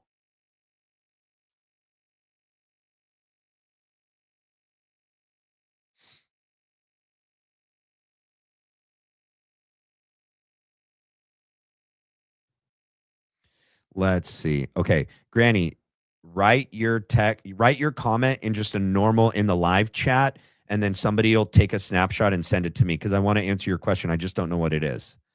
Okay. KB in the USA, you did great today, Matt. You were so gracious. To that brainwashed juvenile, I was laughing so hard at his ignorance concerning the evidence. Yeah. Uh, um, it took every ounce of my bearing and discipline that I have acquired over the years through being in the Marine Corps and being 41, to not react and respond in any kind of way. To really, for him to have any kind of inclination as to what I was thinking and feeling at the moment. Um, but yeah, I definitely agree. Definitely agree. Yay, Tamara, for being a member for 1 month. Teratulas. Okay, Antifa and the SPLC are the left. And look at the leaders. They have one thing in common. True. I have the receipts. Where to send you? The blacklinebrief@gmail.com. Please send it to me now. So it's all lowercase, all one word, the blacklinebrief@gmail.com. Please send it to me. Love to read it. Josh Carr bashing Candace X post 8/1/26. Yeah, you guys, if you go to his YouTube page, that's all it is. Like, he really doesn't like Candace. And it came across, and that's why, I didn't want to. I believe Candace is completely trustworthy. I don't believe that there's anything that she has said or done that proves her to be dishonest or that she has wrong intent in this. Likewise, his arguments against Mitch Snow were so ridiculous. It has not been proven that Mitch Snow was there. And in fact, Gary Melton just did an X post and agreed that it was proven that Mitch was there. The only thing that hasn't been proven yet, but I trust Mitch and I trust Candace. I just didn't want to get bogged down in a meta argument with him about this, because that has nothing to do about the evidence against Tyler Robinson. That has to do with the broader argument against TPUSA as being suspicious. But Mitch Snow and Candace Owens both believe that there is sufficient proof in the form of maybe photos, maybe something else that exists that can place Erica Kirk on the night of the 8th at the Candlewood Inn Suites, and then Brian Harple and other members from the security team and high-level individuals. And I trust Stu. And Stu Peters has done ample research on this, and I trust him. So you know what? I trust Stu, I trust Mitch, and I trust Candace, and I trust Barron. So, I just wasn't willing to go in a freaking argument with him, and him trying to, every time I say something, he brings up Candace's name, and I'm just like, bro, I'm here debating you. It's me. Let's talk about the evidence, and how about you judge me based on my ideas and the things that I say, okay? And that's the downside that even I think happened to Zach. When Zach debated Andrew Wilson and when Zach debated Gary Melton, the same thing ended up happening. These people want to fight you as a proxy for Candace, and then they just keep bringing Candace up. These people are freaking infatuated. They're obsessed with Candace, and it's so obvious. Go look at Josh Carr's page. He does not like her. Okay. But you know what? Never has been caught in a lie. Same with Mitch Snow. Since I've known him, never lied to me. Never lied. Okay. Stuff in people's pasts doesn't necessarily discredit them from some eyewitness account that they experienced in the present day. Okay. It just doesn't. There would be never any credible witness ever. And then how about you ask Detective Hall what he feels the Nobles, why they were not believable. Because on whatever day 3, I think it was, of Dr. Hull, Detective Hull's testimony, the British guy, part of the SBI, said the reason why he left out what the Nobles, that's the family that had the Ring doorbell footage camera that captured that charcoal Charger that wasn't Tyler Robinson's car, because some middle-aged bald white dude got out and 3 occupants. But when Nestor asked Hall, why did you leave that out? He admitted that he left it out, number one. And number two, he goes, well, because yes, that's what they believe they saw. So what, we're not trusting people all of a sudden? It's so selective who they trust and don't trust, you know? In my opinion, if someone has an eyewitness testimony, if you can corroborate with some other form of evidence, which the video was another form of evidence to corroborate their eyewitness account, then you should trust them. And so, same with Mitch Snow. Candace has seen more than all of us. And maybe Stu has seen stuff too that I have not seen, but I trust Candace, and I trust the fact that it's been proven that Mitch Snow was there. He was there. That's a fact. Erica Kirk gives a fake alibi for the morning of the 9th. Wrong day, not a right alibi. Gary Melton even admitted that's not Gigi. And then he says, but here's the thing, that's not Mac either. Mac was 1.5, bro. The kids in that picture, you guys want to just take a stroll down memory lane for a second? I have it pulled up on here, just so we can all be on the same page. Okay.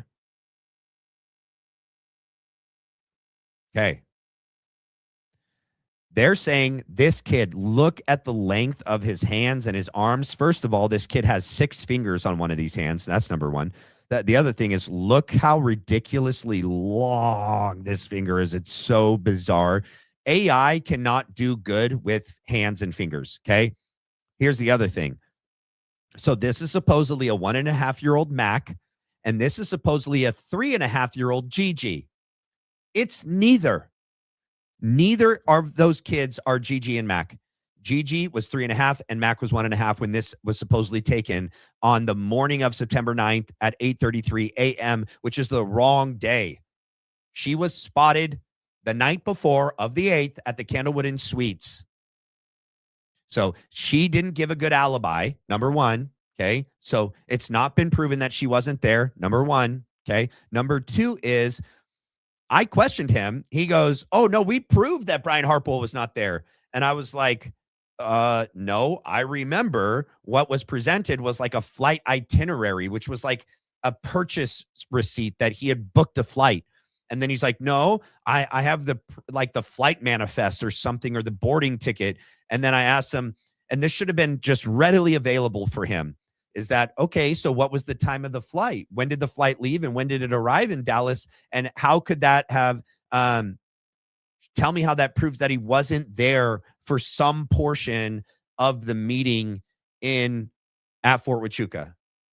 Because he was spotted there at a specific time, but then Mitch Snow was taken away. So Mitch Snow doesn't know how long the guy was there. He saw him briefly. And I think time will tell, but I trust Candace. And as of right now, Mitch has never lied to me, and I trust Mitch. And I also trust Barron, and I trust Zach. Yeah, and I think who else has also.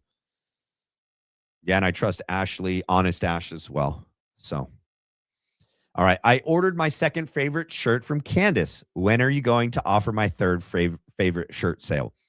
Spelt favorite with no U. Just for my American friends. Wait, what? Spelt favorite with no U?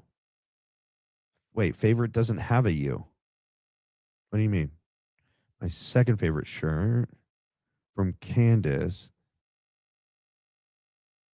When are you going to offer my third favorite shirt for sale? Spelt favorite with no U, just for my American friends. Why? In other countries, does favorite have a U? Oh, because they're from New Zealand. Okay.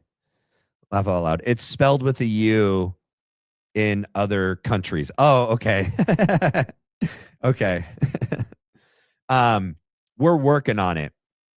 We are working on it, I swear. That is on the list of we want to get like mugs, and we want to get shirts and sweaters. I think that'll be just the next thing we do. So we're working on it. We want to get really good material that like we want to wear. Like myself, my wife, and my brother-in-law, we're really into like these shirts are like specific shirts that I order that fit me just perfectly. And the fabric is like really nice.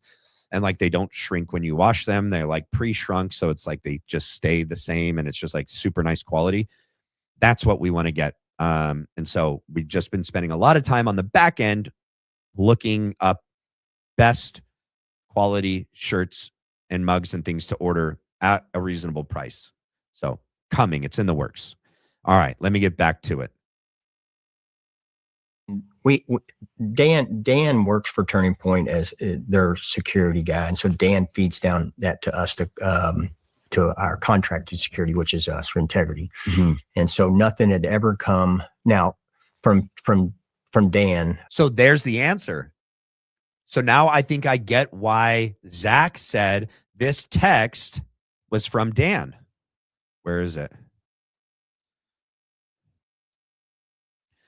Because what Brian Harple just said was Dan is like the top and everything gets fed down to Dan, gets fed down to Brian Harple from Dan. So now I can kind of understand why this text might be Dan. Okay. And from what I understand, the other text messages that Charlie had regarding being afraid of the left, leaving the pro-Israel cause, like Dan is a part, like those went to Dan as well. And so I get it now why Zach believes that this text message is between Charlie and Dan. From Charlie down to us about that. Now, at the same time, you got to look at the world we live in. Mm-hmm. And that's a reality. It's a reality that an organization, whether it be a hate group of any type, could want to hurt anybody, not necessarily Israel, but notice that the question was there any reasonable, credible, like threats, awareness, and any discussion from Charlie to you guys about other threats, other countries, other entities. And this is his long-winded, roundabout, too many words salad, circling, get back, doesn't answer the question. we look at mathematics too, and there's probabilities and possibilities, right? And I look at the probabilities. The possibilities are infinite. And the probabilities are that it's not. The probabilities are the people that want to hurt him are the people that are there screaming things at him in front of us half the time. Mm-hmm. And so Well, that's not true, because Charlie just said in the Grant Cardone interview on March 25th, 2025, I'm not worried about some crazy kid at a school campus event. Like literally that was Charlie's words. And like, that's literally why he has like a very bulky, beefy security team that's like far enough in front of him. And there's 2 bike grates, security fences set up in between him and then the security team and then Charlie. So ridiculous. So we have to look at those probabilities and the mathematics. We look at the possibilities too. And those possibilities, I'm sure, are out there, but we've never got any detail or intel to show that we should look into this deeper. Did Charlie say something to you? That was the original question. Did Charlie ever mention to you that he was concerned that Israel was going to possibly kill him and that he was concerned about him leaving the pro-Israel cause? That was the question, Brian. I mean, it is very interesting that if he was that concerned about foreign nations or opposite political affiliations, I mean, if he was that concerned, I don't know why that wouldn't have been disseminated down to the security detail. I mean, I have a security detail, and if I feel that there is a threat, even if it's just a feeling, that's the first people that I tell is my security detail. And now we know for a fact, so he's not even admitting that this text existed. Okay. So supposedly Dan, because in this text, right? Let's go over it again. Okay. Let me go here. Wait.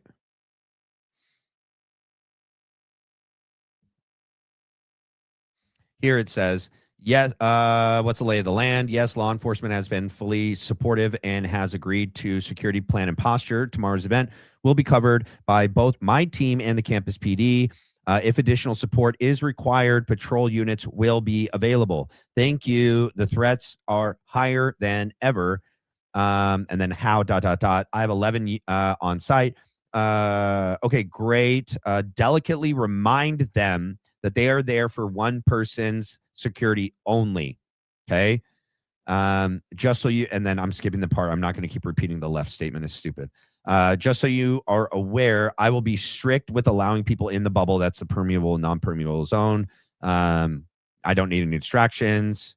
As we spoke earlier, we are here for one priority, that meaning Charlie. And so Brian and Dan were supposed to, at least if this is Dan, he was supposed to tell Brian and to tell everyone else that Charlie is concerned of real credible threats that are higher than ever. And Brian Harple right here is saying no. Nothing got disseminated down. Nothing. So that's insane. Okay. That's freaking crazy. Bink. Okay. Last but not least, as an actual widow, I didn't get out of bed for months. Your acting classes paid off well, Erica. Yeah, I'll say this. I had a friend that committed suicide last year. And I'll just say the differences are night and day. And I've had many widows in our chat, email me, say stuff in the chat. And yeah, we're not alone in noticing these things about Erica and the bizarre stuff. And at some point, the excuse that everyone grieves differently just wears off. It's just not a good excuse because we didn't see like any genuine real grief. You know, we just didn't. You can't point to one public appearance where you're like, whoa, she is grieving. Not one. I'm not going to say that. TPUSA dishonored Charlie's legacy. They are pro-Israel. Made Nicki Minaj an ambassador, right? Said Charlie would be in favor of the war in Iran. Yeah, and so much more. And that he wasn't friends with Candace, that he wasn't friends with, that he didn't like Thomas Massey anymore, that he wasn't leaving the pro-Israel cause, that none of the texts were real. I mean, the amount of lies just at some point, and that's the other thing, like, Frank and all of these guys argue like, oh, and even Andrew's like, couldn't it have just been a mistake? Nobody's charitable. There's just no charitability here with these guys. Just worst bad faith ever. And it's like, bro, you just got here. Okay. You clearly don't know everything that's taken place in September. We've been taking notes. Like we have a tally mark, bro. I ran out of ink in my pen. I had to buy a new notepad because of how many lies, verified, busted, caught red-handed, caught hand in the cookie jar, lying that has taken place from Blake Neff, Andrew Colvett, Erica Kirk, James Cadiz, Rob McCoy, Frank Turek, I said that, Jack Hibbs, Greg Laurie, Erica Kirk, Jack Posobiec, Tyler Boyer, Graham Allen, Brandon Tatum, Benny Johnson, Dana Laish, and the list goes on and on and on. So at some point, enough lies cannot be explained away as just misspeaking or just not knowing or they just made a mistake. Okay. The charitability ran out really fast. We were charitable. So is Candace. Candace was late to the party, not trusting TPUSA and not trusting Erica Kirk. That didn't happen right away. Okay. It took her a while. Everyone seems to forget that. They're not being very, very charitable.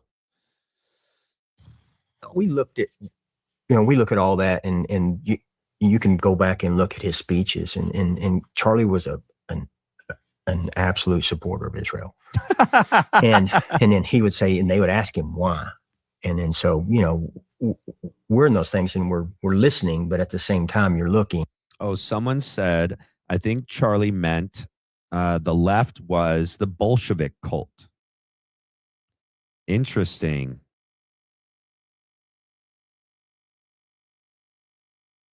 Antifa. Yes, correct.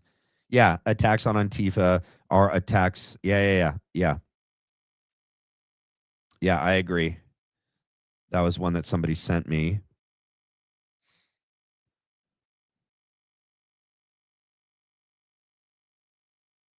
Yeah. Okay. But you hear these things and you hear them over, and I can remember him saying, he was a supporter of it because a nation should be able to defend itself after they've been attacked. Oh yeah, and that's another thing that like Zach pointed out too. Like they trust, Josh Carr believes Lance Twiggs, believes the police officers like Officer Bagley, who clearly perjured himself, Detective Hall, Governor Cox, Chief Long, other SBI detectives, Kash Patel, the FBI, but didn't believe Joe Kent. And clearly this kid doesn't know what treason actually is, because Joe didn't, even if he did send a text message or do some sort of research, like doing a background check on someone to verify them, that's not treason, and that didn't break his oath for his position. It was just super ignorant. But yeah, none of those people that they say they trust are more trustworthy than Stu Peters, Candace Owens, Mitch Snow, Matt McKim, and others. Almost like they must keep the same narrative for the deep state. Yeah, I agree. Two, Charlie was a devout Christian to the point that he gave his life for it. And that's disgusting. There's so much in this where he just blatantly lies. All right, I'm going to jump to the next point here. All right.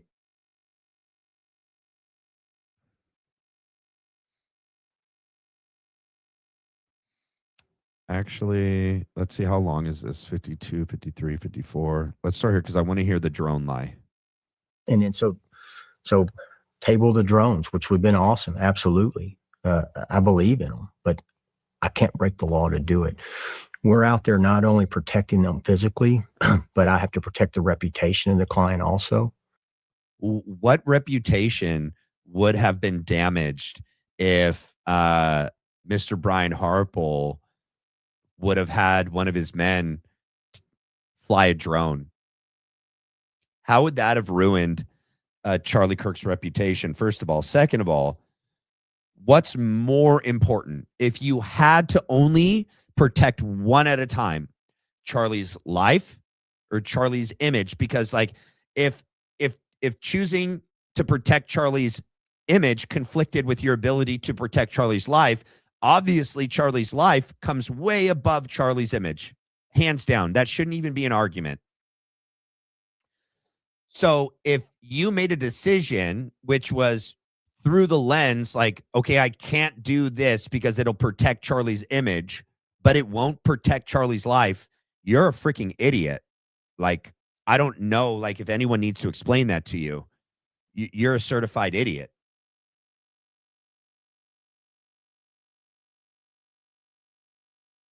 I was reading something that just came in. I'll get to it in a second. But obviously, protecting Charlie's life is their sole priority. That is their job. Yes. Is there a part of this? Well, no, that's PR. That's Andrew's job. Andrew's job is to protect Charlie's image. Public relations, that's literally his job. And that's also would be Charlie's job. That's not your job. That's not the security team's job at all to worry about Charlie's image. No, it's not. No, it's not. And I don't care if that would not have dinged Charlie's reputation if it came out that his security team flew drones, even though they were denied to. Actually, that would have looked really good for your own organization, for your company, and for Charlie, that you didn't accept a BS answer from the university or the UVU police, that you went above and beyond to protect Charlie's life. That would not have dinged Charlie's reputation at all, or yours. Such a bad excuse. Such a moron. I think this guy's literally dumb and evil. Play the Charlie Kirk show post event when Erica was first introduced. Notice behavior. Goldmine. Yeah, I have. Are you talking about the one where Erica's sitting down and she's with Mikey McCoy and all of them, and they're all talking? I've played it multiple times. It's videos in the library. Yeah, we've broken down her behavior, her responses, and everyone. And like, that's like literally what the majority of my channel is like looking at all these people and how they've behaved, what they've said, how they lie, how they contradict themselves. Yeah, how suspicious and, in my opinion, evil they seem to be. But yeah, I've done that, and I've done all of the videos on Erica. There's not a video that there's not one appearance Erica has done that I haven't covered. I would just say reference previous videos. But it is a gold mine. All of Erica's appearances are gold mine with behavior analysis, literally, because she's so obviously deceptive and dishonest, and she's so bad at it. She's so bad at it. Certified Fed slopper. Are you really, or are you being funny? Trigger Smart put out a video. Candace Owens' new Charlie Kirk rooftop footage. Around timestamp 52:30, he discusses potential recoil. I know. I don't agree with him. I can't believe it. I think it's ridiculous. Okay. This is probably what was referenced in your earlier debate. No, it's not, because that guy does not watch Trigger Smart. Nope. He's talking about he's done it himself. And I watched Trigger Smart's breakdown. Do you know what you have to do in order to kind of force some sort of potential recoil? He has to pause and break down like frame by frame by frame by frame in an already, and he's got to zoom in like a very distorted video, a very, very poor quality video. There's no way the guy could have twitched. The guy could have not moved at all. There are figments of our imagination in those videos. Like, go watch the rooftop video again, the one that Candace showed and the one that they released early on. The pixelation, sometimes it looks like he's got 3 legs. Sometimes there's all sorts of things happening in that video that aren't actually happening because of how piss poor the quality is. You cannot see recoil. You can't. And you can't. The guy could have sneezed. He could have farted. Okay. He could have coughed. Okay. Like, you don't see muzzle flash. So to determine any movement and conclude that it's recoil is such a massive leap.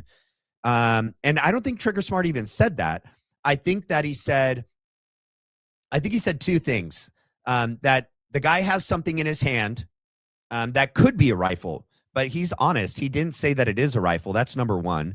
And number 2, he saw movement that he said that could be recoil. He doesn't say that it is recoil because he's very analytical. There's no way Trigger Smart is going to say that is recoil. I think he found what is a movement or possibly a movement, but you can't really even tell if it's actually movement or not because of how bad the quality is. It could be no movement at all. It could be a lot of things like aberrations that are happening in the footage because of the poor pixelation and zooming in. But that I think he picks up something that could be recoil to some people. Correct me if I'm wrong. That's how I remember. This video came out months ago. But from my understanding, that's all that Trigger said, because I was in an X space right after that video aired and people were trying to give him a hard time about it. And he's like, no. I never said that he has a rifle. I said that he clearly has something in his hand that could be a rifle. And then he says, I never said that it is recoil, but I said that there's clearly in his opinion, movement that possibly could be the recoil. But I don't think it is, in my opinion. I've watched it thousands of times. I don't see a rifle and I don't see recoil. Okay. Lastly, Max Frost. The text isn't real. Why did Barron said he thinks it's real. Did you watch Barron, Max Frost?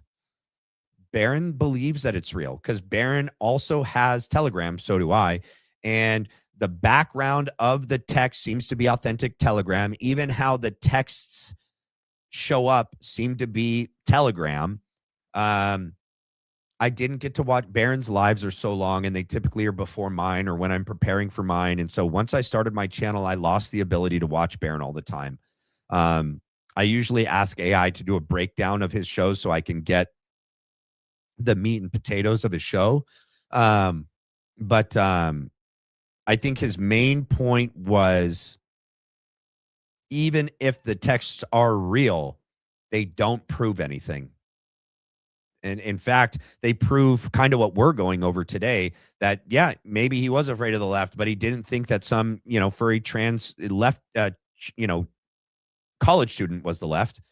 And if this kid supposedly acted alone, right, and did not have any connections to a broader network and a conspiracy, then that's not what he meant. And he could simultaneously also be afraid that Israel was going to kill him. They're not mutually exclusive. Okay.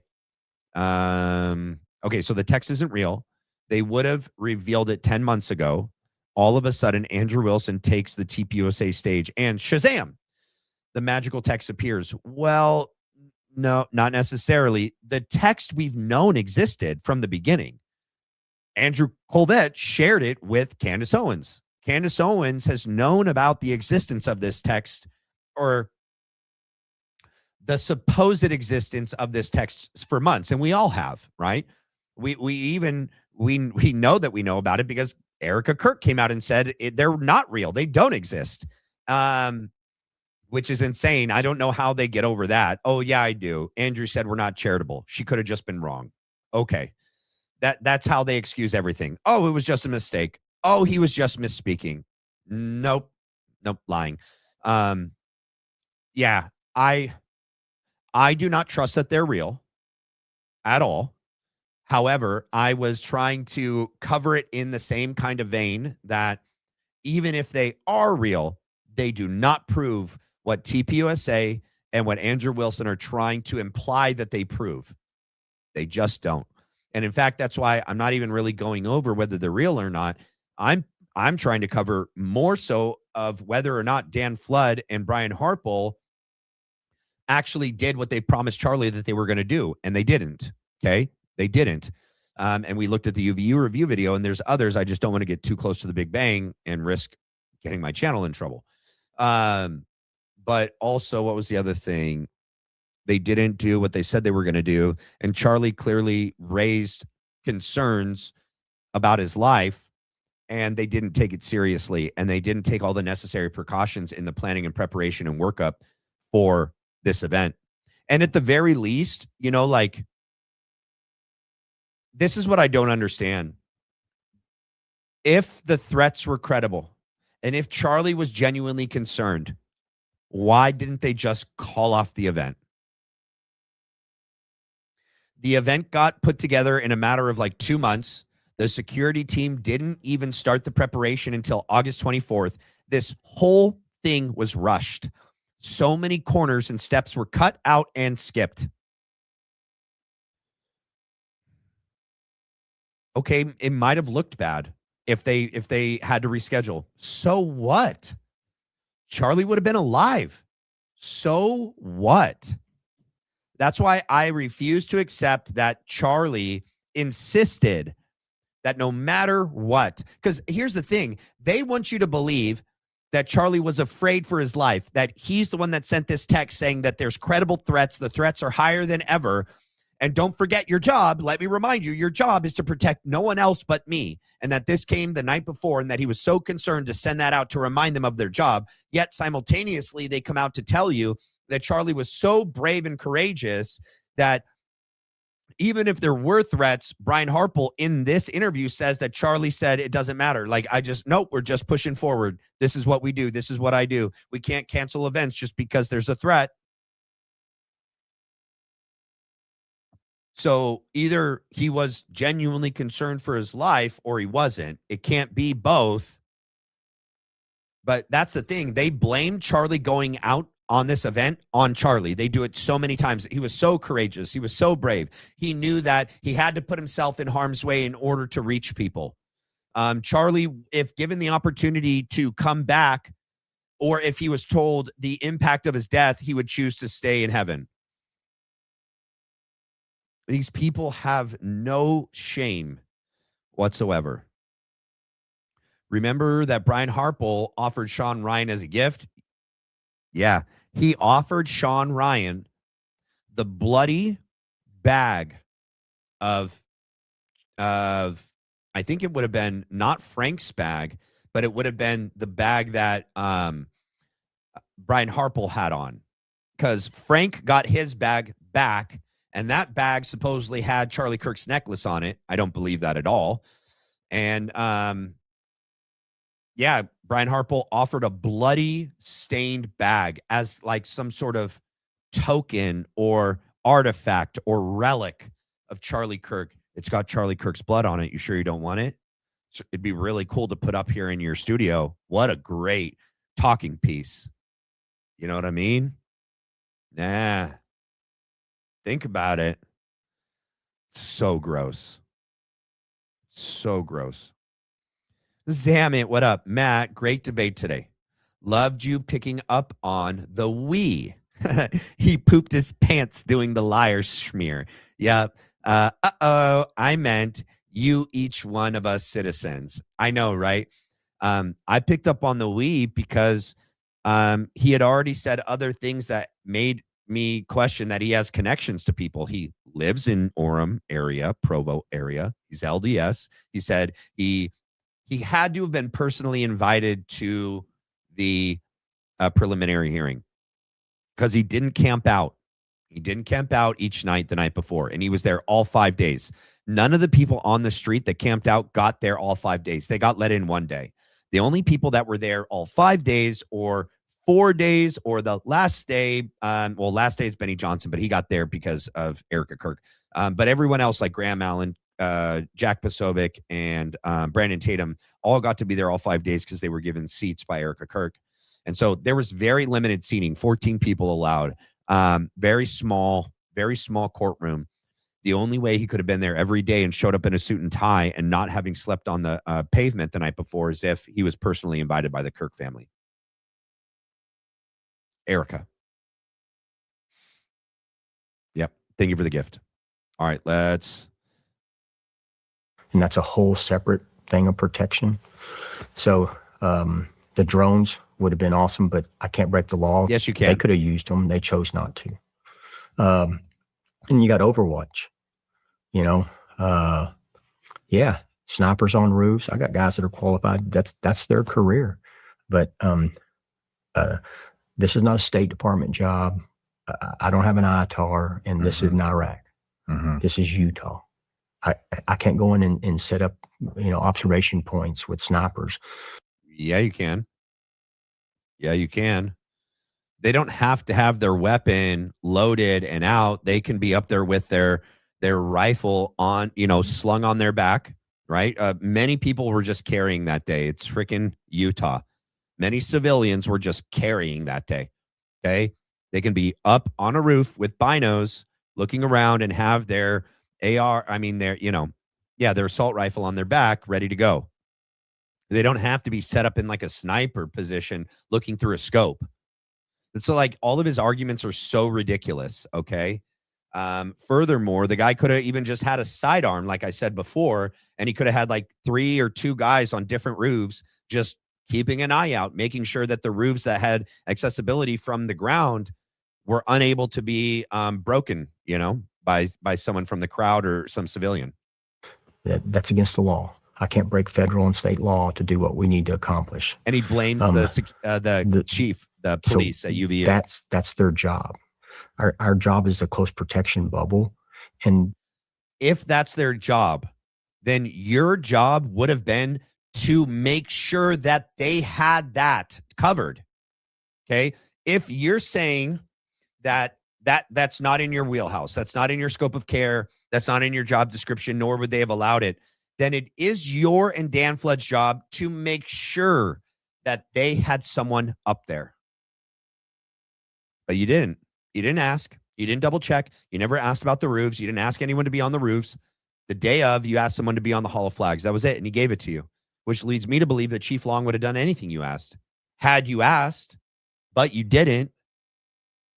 I can't wait for this independent investigation to come out. Right now, Brian Harple's security team and the UVU police are being invested by an independent investigation as to who really had the security breakdown that day. In my opinion, it's going to be both. It's going to be both. But I also do think that even if Brian Harple's team didn't ask, Chief Long and UVU police should have known. Anyone in law enforcement and protective security details after Butler should have known any outdoor event where there are roofs within a possible shooting distance with line of sight, that roof has to be covered with famous people and, like, you know, semi-famous people or political figures or semi-political figures like Charlie Kirk. Like, the excuse you can't use the excuse anymore. Like, oh, we just didn't do it. Oh, we didn't think it was possible. Oh, that was their job. That's not a good excuse anymore. Not anymore. Sorry.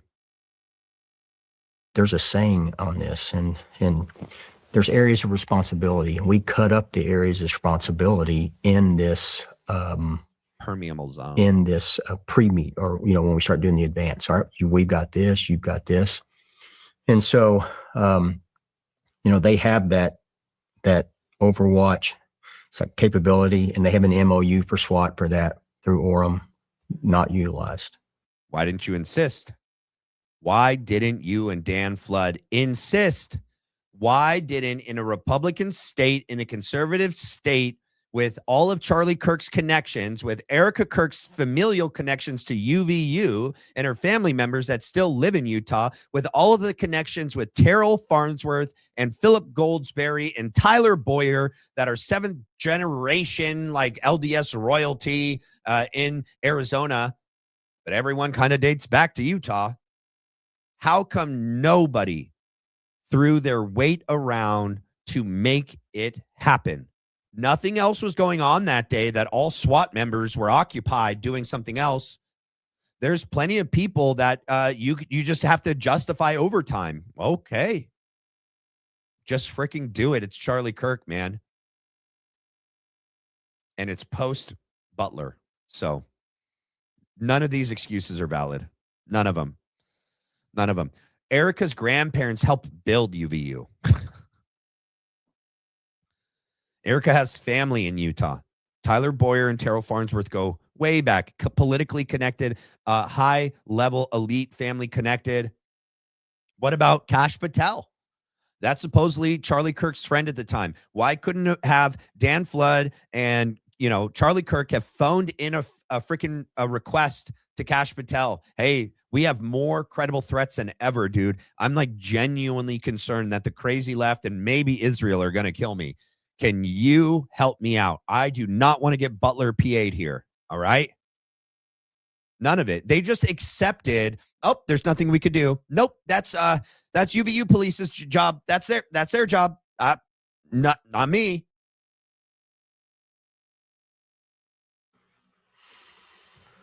Don't know why. That's a question for them to ask. Why didn't you call? Well, why didn't you ask for assistance, especially when this crowd grew and grew and grew?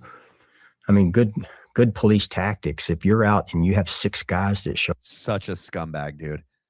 Why didn't you insist on a brief to happen with Chief Long, with you, Dan Flood, and Chief Long? Fine. All of the policemen that were going to be there didn't have to be at the briefing. Chief Long would get the brief from you and Dan Flood, and then he can brief his guys.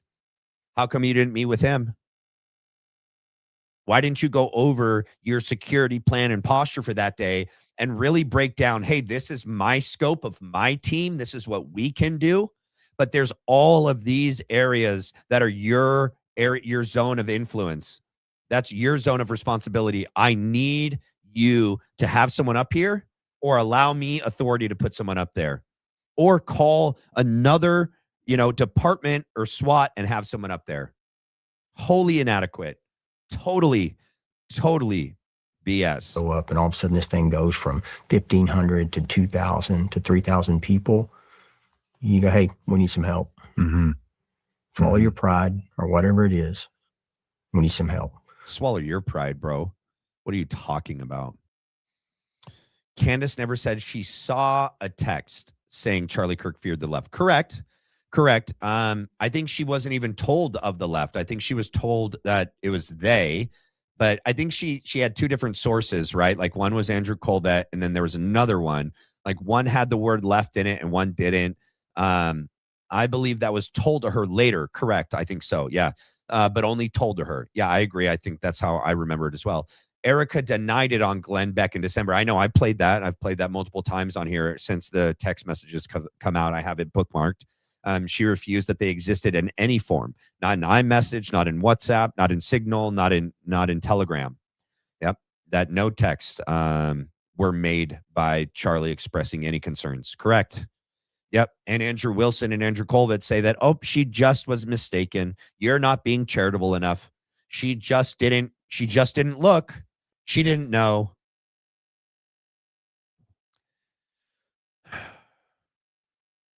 I took 12 guys there. I had double the amount of people there that the PD had. And we're only responsible for the first 12. Okay, that might make sense, because if Dan Flood is saying 11, maybe Dan Flood is saying 11, not including him. So Dan Flood would have been the 12th. Why in the text does it say 11 guys, but Brian is saying 12 in total? I guess. And even if it was Brian on the text, Brian saying 11 guys plus me, that'd be 12. I guess that could be how to resolve that issue of the difference in number. 30 meters in movement in and advance in and receiving and out. And we had 12 guys. They gave me 6 for the rest of the campus. Jeez. Yeah. And so that's not the question for me to say, why didn't they? That's the question for. No, nobody. No, it's not. You should have pushed back. When did you find out that it was only 6? Did you not know ahead of time that they were only going to provide 6? Like, you didn't ask, hey, how many guys can you make available that day? 6? That's not going to be enough. We need more. You said that other units are readily available from other departments. Call them in. If they say they can't afford the overtime, okay, then allow me to hire more guys that day, or screw allowing me. Just do it. So I just don't accept any of these excuses. Total BS. Yeah. And so there was that one. The site, man, it wasn't up to us. 2 drones. I can't break the law to do something I want to do. Otherwise, I'd have showed up with an APC. Well, with the drones, I mean, you were in coordination with local police department, correct? No, that the UVU has jurisdictional authority. It's their campus. Orem is the outside city. They weren't there because they hadn't asked. They hadn't been asked to come by, and we can't ask them to come. I can't call Orem PD and say, hey, man, send me 10 guys. I can't do that. I don't have the authority to do that, or the budget. Mm-hmm. And then, but oh, hold on. What does this say? Okay.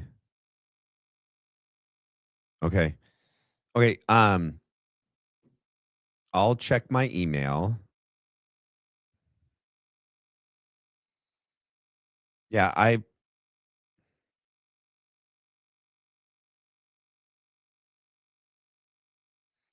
read your email.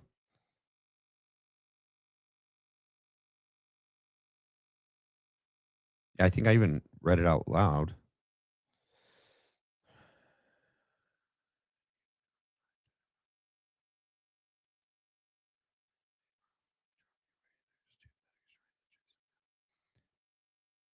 Yeah. Yeah. So yeah, I've covered it so many times. That's the other thing, you guys. So if I've covered things like multiple times, but you're just unaware of it, that doesn't mean I'm ignoring you. And I cannot show certain footage from UVU on YouTube. Okay. So like the best I could do is explain it, which I have in detail. So and here I can do this right now. In the planning and preparation portion of this interview, it's asked why there was no ambulance on scene. There was no ambulance on scene. They blame it on Charlie. Okay. Also, that's highly irregular. All right. 3,000 event, 3,000 member event, like people being present event. It's like required. You have to. It's like it's totally a hazard to not have it. It's against the law. I've spoken to too many like medics and EMTs. They had to have an ambulance on site, ready to go, in case somebody else had a heart attack or a seizure or choked or heat stroke or something. It was denied.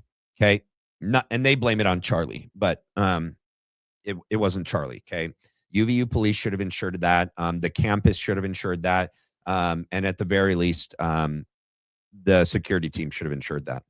They're also, and I've stated this, you may not have like seen it, even in the last few days, I've stated this multiple times.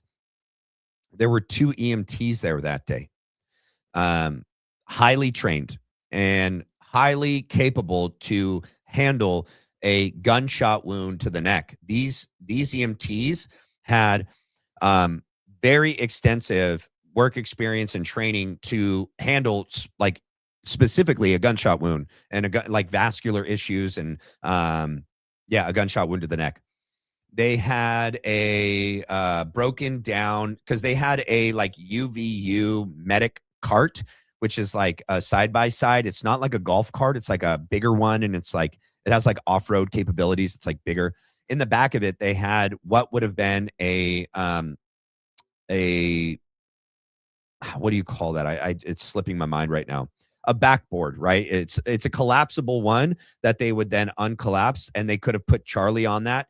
And if they would have followed protocol, they needed to put him on that. They needed to put a C-collar. They should have stabilized his neck but also addressed the wound and stopped the bleeding for sure. But they should have dealt with the possible neck injury that had occurred, and they should have stabilized him on this, backboard. This, I forget what it's called, like a stretcher, but it's like solid. It keeps it stiff so that he doesn't cause any more injuries. The security team shunned them away. Nope. So they don't even let them to help. So Brian Harple and his team like tell them no.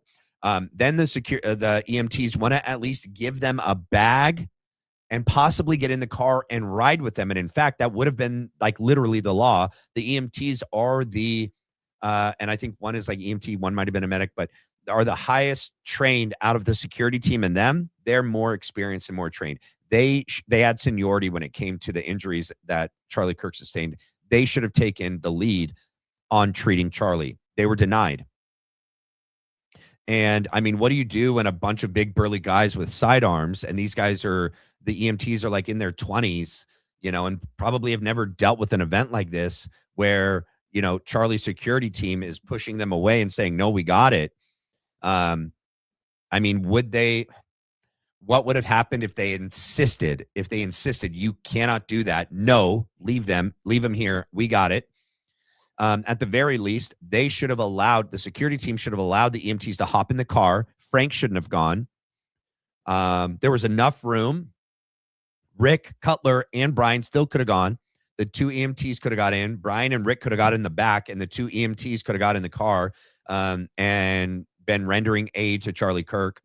And then on the way, when they passed the ambulance, it would have been protocol to stop and then get him in the ambulance.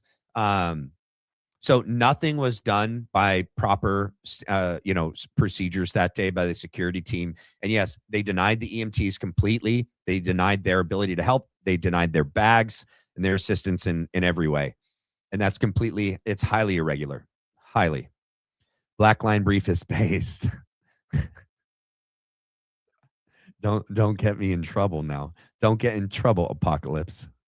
Man, it's good to see you. How are you doing? It's always good to see people that have been here from like the very beginning. You know, I'm happy to see you. You're based too, okay? And I get the joke. I get the joke. I think I'm based, so I appreciate it. Let's continue with Brian frickin' Harpole. The city, I mean, the school PD has an MOU or mutual aid agreement with them. Why not just call them and say, hey, can you guys send us 10 guys over here for Overwatch, all that? And I say that only because. All right, we're almost to the text messages, but this is good material to cover too. We had previously talked about areas of responsibility. Mm-hmm. And then the areas of responsibility, and I had and our guys all have not only an area of responsibility, but there's a job in a job. So you have your area and you have a job for that area, but then you also know the guy's area and job next to you in case he goes down or something, you have to backfill him. And then we have the bubble around the protectee. And mathematically, 2,000 people are in front of you. Where's mathematically the threat coming from? The front. Right. And so we're looking for walk-ups, people walk up, setting down a package, walking away, displaying a firearm, everything from throwing balloons full of piss to muriatic acid. We've had all kind of stuff thrown on us over the years. And so there's a reason why those things are set up that way. And there's a reason why. Notice that like all of the threats this guy talks about, not one of them is someone shooting a rifle from a distance. This guy, bro, this guy. They carted mortally wounded Charlie Kirk away as a side of beef. Am I too conspiratorial here? No, like a sack of potatoes. You know, they like picked him up by his like pants, by his other pants, by his shirt. They like lifted his shirt. They exposed his underbelly. They did not support his neck and his head. Guaranteed. And there was no other shots. That's the other thing. Like the argument is like, they had to get him off the X. They all were there and saw that no other rounds came down range. Not one. The threat was gone. I know that maybe in their minds there was potentially another possible threat, but like, okay, then get him out and then go underneath the Hall of Flags and then just stay there. Support his neck, support his head, get him on a backboard, let the EMTs come over, call 911, get the ambulance there. While they're doing that, somebody could even maybe kick down the bucket seat in the back of the SUV so that you could lay Charlie in on the backboard and bring him in. And then everyone else could hop in, because even those captain chairs fold down. The back bucket chair folds down, and they could have slid Charlie in on the backboard in the back of the SUV. The EMTs could have hopped in. You know, Rick Cutler didn't need to go. They could have followed in another car. But the two EMTs and Brian Harpole could have been in the back seat with Charlie. So many other things could have been done that day that weren't done. And you can't argue like, yeah, but you know, in the moment, in the heat of the battle, no. That's why they train. They train so that they don't react, they respond. Okay? They train for this. Did you not hear him? I know we skipped over portions of that, but boy, do they train. They train as real as it can get so that they, in the heat of the battle, they don't make a mistake. Are mistakes still made? Yeah. But not all the mistakes that were made that day could be, are excusable. They're not. They're unexcusable to highly trained, highly experienced, former military, former police. These guys had worked on the Schaefer Group security team. Even though Integrity Security Solutions was a new company, none of these guys were new to protective security detail. None of them. They'd been doing it for years. It was like routine for them. It's just like second nature. It was like muscle memory at that point. When you do something that often, that much, and you continually train for that many years, you just know exactly what to do. So, no excuse. those guys that day were set up around there. Every guy has a job. Every guy has a detail. Every guy knows the guy's job next to him. And so we have that set. And then other people have areas of responsibility. Well, the Monday before the event, we were still working through the arrival. And so we have concerns with rooftops. Oh, you do? We got a location that we're not keen with. Hold on. Let me send this because I want to pay attention.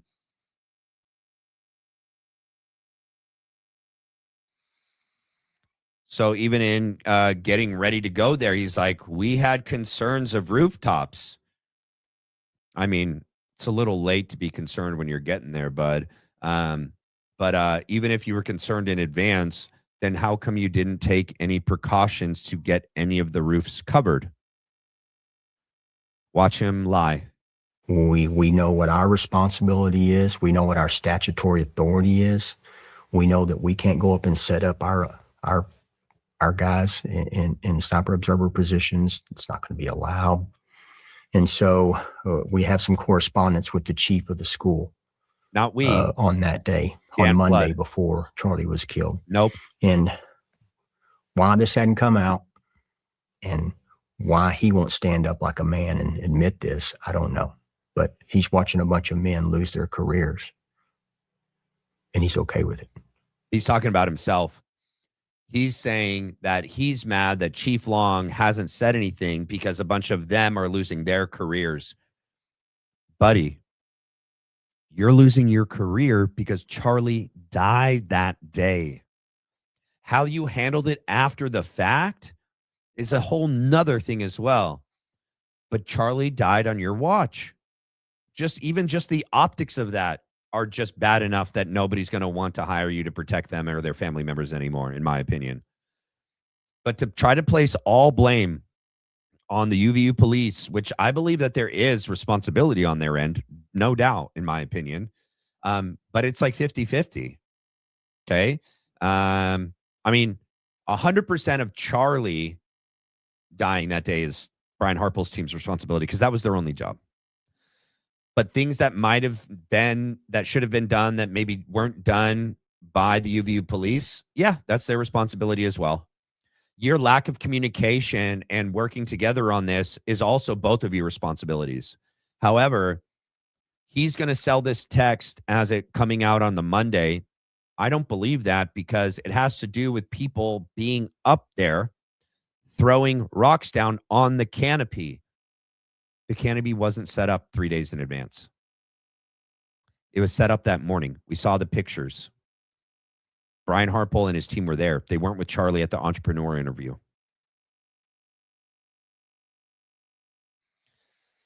I'll play it in a second, but I want to read this. Plus, yanking a necklace off a neck injury. Nobody yanked a necklace off the neck injury, though, Granny. The necklace broke.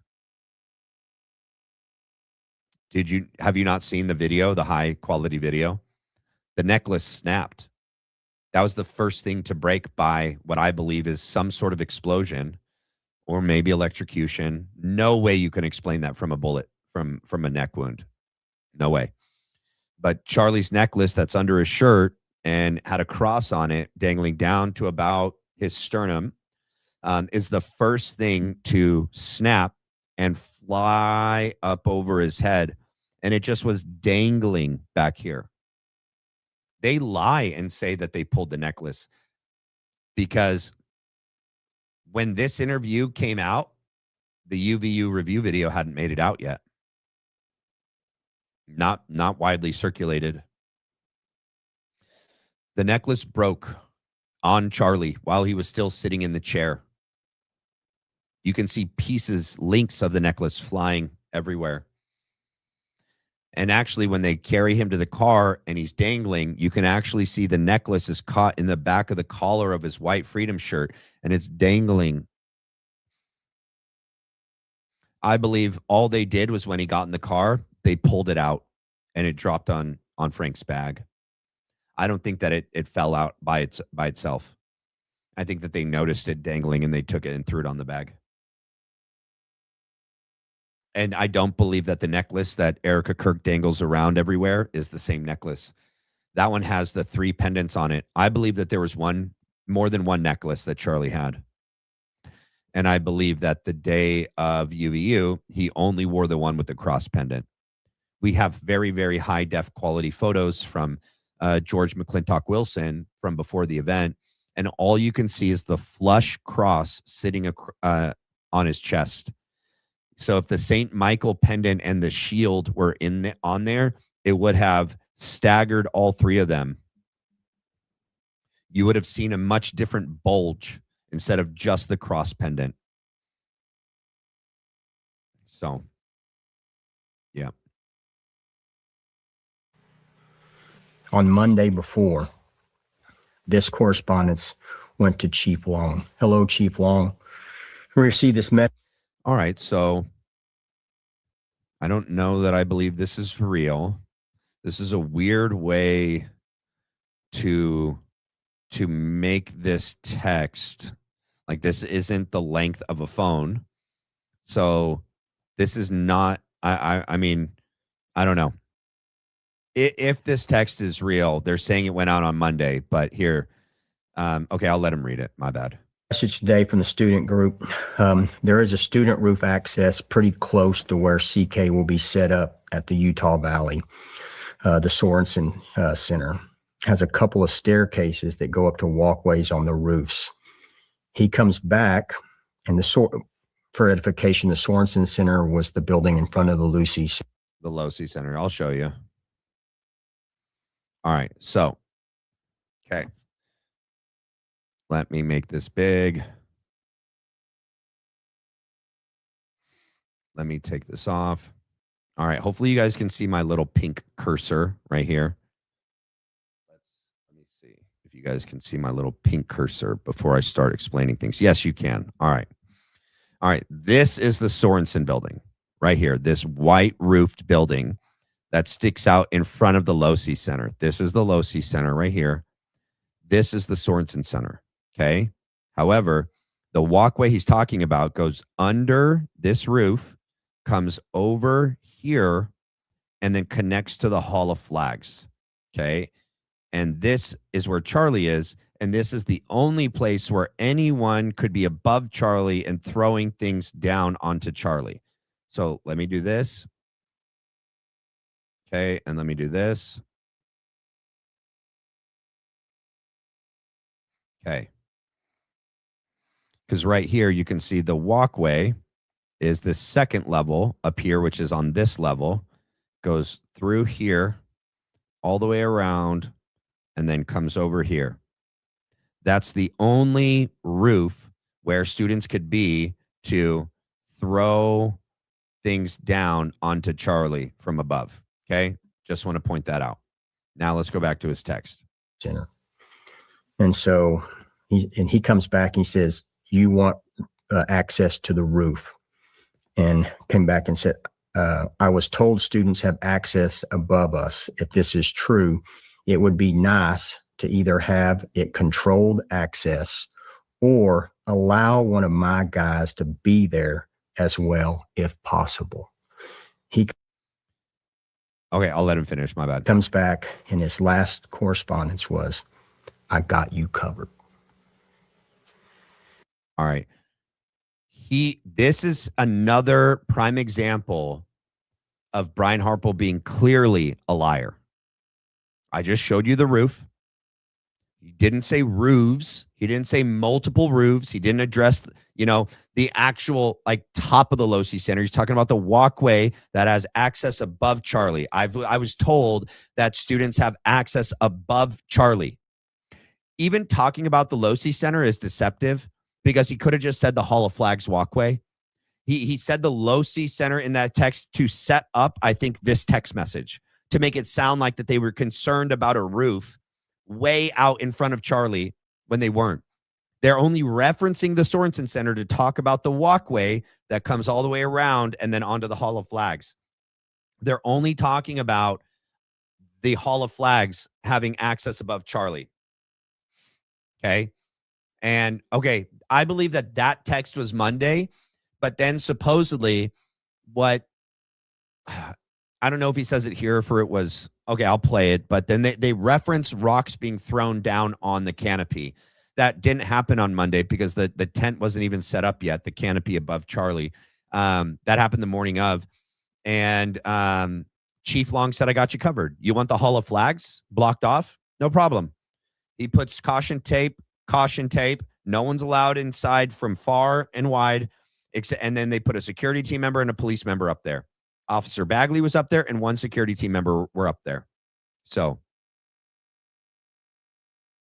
Chief Long gave him everything he asked. If he simply would have asked for other roofs to be covered, I believe Chief Long would have allowed it to be covered. Should Chief Long have just on his own covered some of these other roofs? Yeah. But if Brian Harpole didn't do a meeting with Chief Long, didn't communicate that Charlie had many real credible threats, that people come to all these events and threaten Charlie, why would Chief Long have any inclination that like someone's going to climb up on a roof and shoot him? Which I don't even think that happened, but per the official story, if, you know, and especially after Butler, why wouldn't you have just made sure? Ridiculous. What else am I to do? When a command level. What else am I to do? What else am I to do, guys? I mean, he said, he said, I got you covered right here. That's it. They put caution tape, security team member, Officer Bagley. I got you covered. What else am I to do? I don't know, Brian. How about this roof? Okay. How about this roof, Brian? How about this roof? How about any roof, Brian?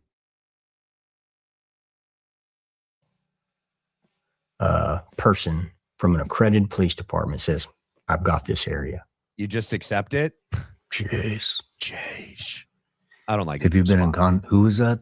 Chief That was Long. the chief of police for the UVU police department. Chief Long. We've called him. He's never called us back. Holy shit.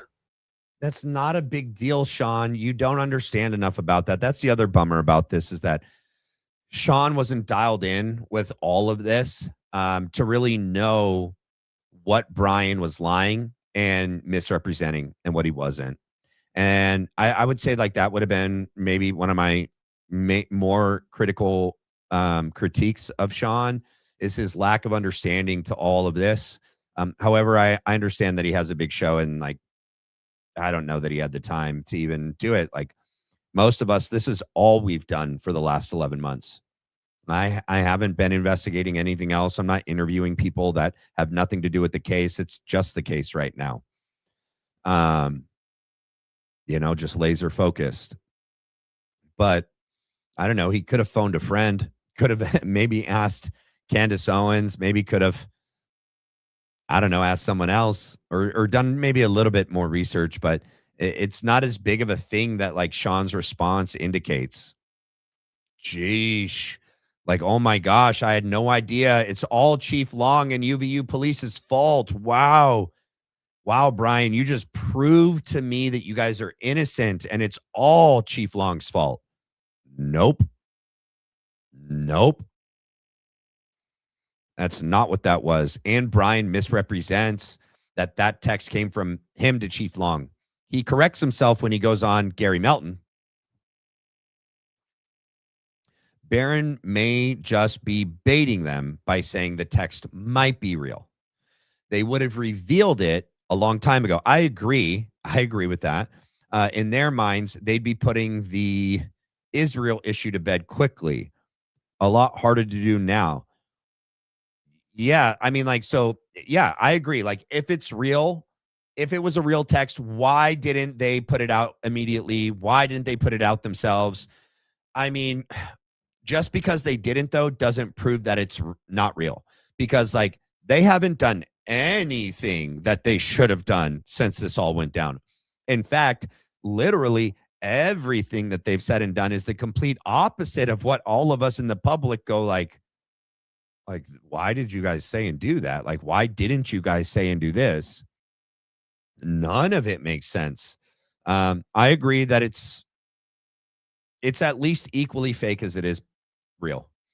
But because of how little I trust them, I at least am 70-30, maybe 80-20, that it's fake, and just like 20-30% that it's real.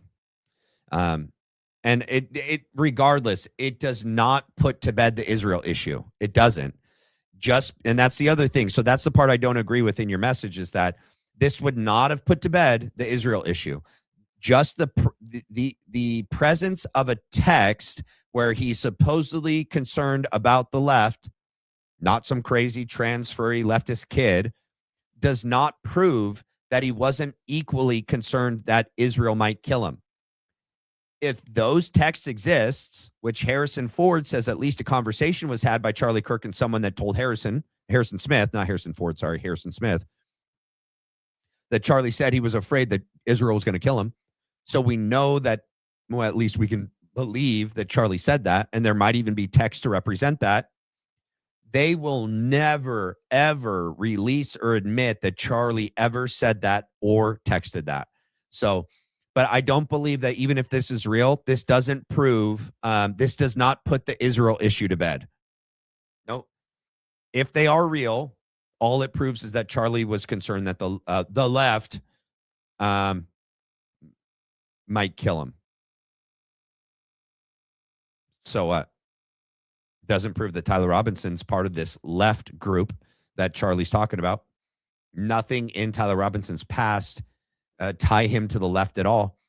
It's all of the things that came out from the prosecution and Lance Twiggs and the news and the FBI. In fact, everything from his family, everything from his life seems to be more of a conservative Republican LDS kid. So, yeah. Brian, you could have Googled UVU application to fly the drone. Yep. But he also could have just screwed it and just take the drone over across the street and take it off and fly the drone. There were so many drones up that day. There were so many drones up that day, you guys. So the UVU ROTC could have had some cadets, be put on the roofs. Yeah, to deter anyone accessing the roofs, etc. Yep, I agree. Harpo could have paid these guys some cash for a few hours. Yep.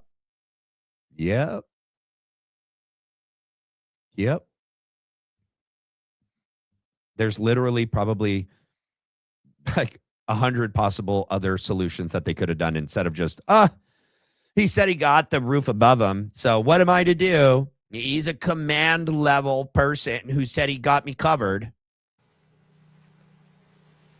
Does he have a name? Chief Long. Chief Long. And I didn't know if it said deputy in that or not, because in the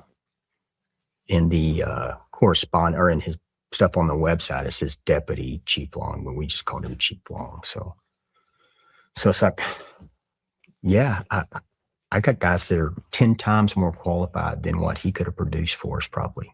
And why didn't you do it? So literally all they had to do is post anybody at that stairwell roof. That's not the one he asked for, Sean. That's not the roof he asked for. Okay. Sorry, Max Frost. I didn't realize you meant in their minds. Sorry if I misread that. Does it say? Oh, you did say in their minds. I missed that. I'm sorry. Okay. I said in their minds. It would have put the Israel issue to bed quickly. Way too late to even attempt that now. I agree with that. Can't ascribe reason to enlist insanity. Yeah. Wait. Yeah. Can't ascribe reason to illicit or elitist insanity. Yeah. Do you mean elitist insanity? Yeah, I think so. Yeah, I agree. drone up or let us, let you do your job. or let us. You know, our team is built. Would it be okay if we put that Sure. screenshot of that text Absolutely. up for everybody to see? Absolutely. So they know it's Absolutely. I'm so transparent. Yeah. Absolutely. I just want the truth out there. Yeah. I just want the truth. Yeah. As long as the truth is all directed at Chief Long and the UVU police. No truth here. Don't direct your truth at me. I don't have any truth for you. Okay. I got nothing but lies. But if you want truth, let's go to Chief Long and the UVU police because it's all their fault. They dropped the ball. Yeah. We did everything. We went above and beyond that day. Can't you tell?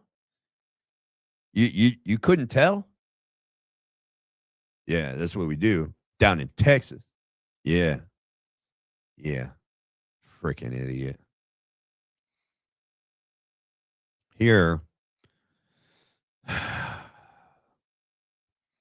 So we got just destruction of crime scene. We got, Alan Robertson, and we got Chief Long, and then we got Justin, and then we got, I don't know his name, and then we got Chris over here, and then they're just destroying, and then Terrell Farnsworth is running around back there, Let's see.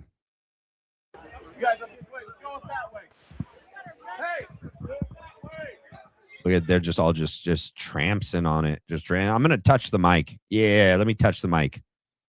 Oh, let me put my mouth on it. Let me spit on it. Oh, let me bang it. Yeah, bang it. Yeah, let me bang it. That's a good idea. Bang the mic. Oh, here we go. Chief Terrell Farnsworth is communicating with Alan Robertson. What? Why? You got to make sure it's okay to take the SD card down. Is it okay if I take the SD card? Okay, yeah, I can walk back here. Not a big deal. Thanks, man. Oh, Alan Robertson's. Who you texting there, buddy? As you have your sidearm by the barrel. What's that about? Chief Long, why aren't you securing the crime scene, buddy? Philip Goldsberry over there trampsing all over where Charlie's blood would be.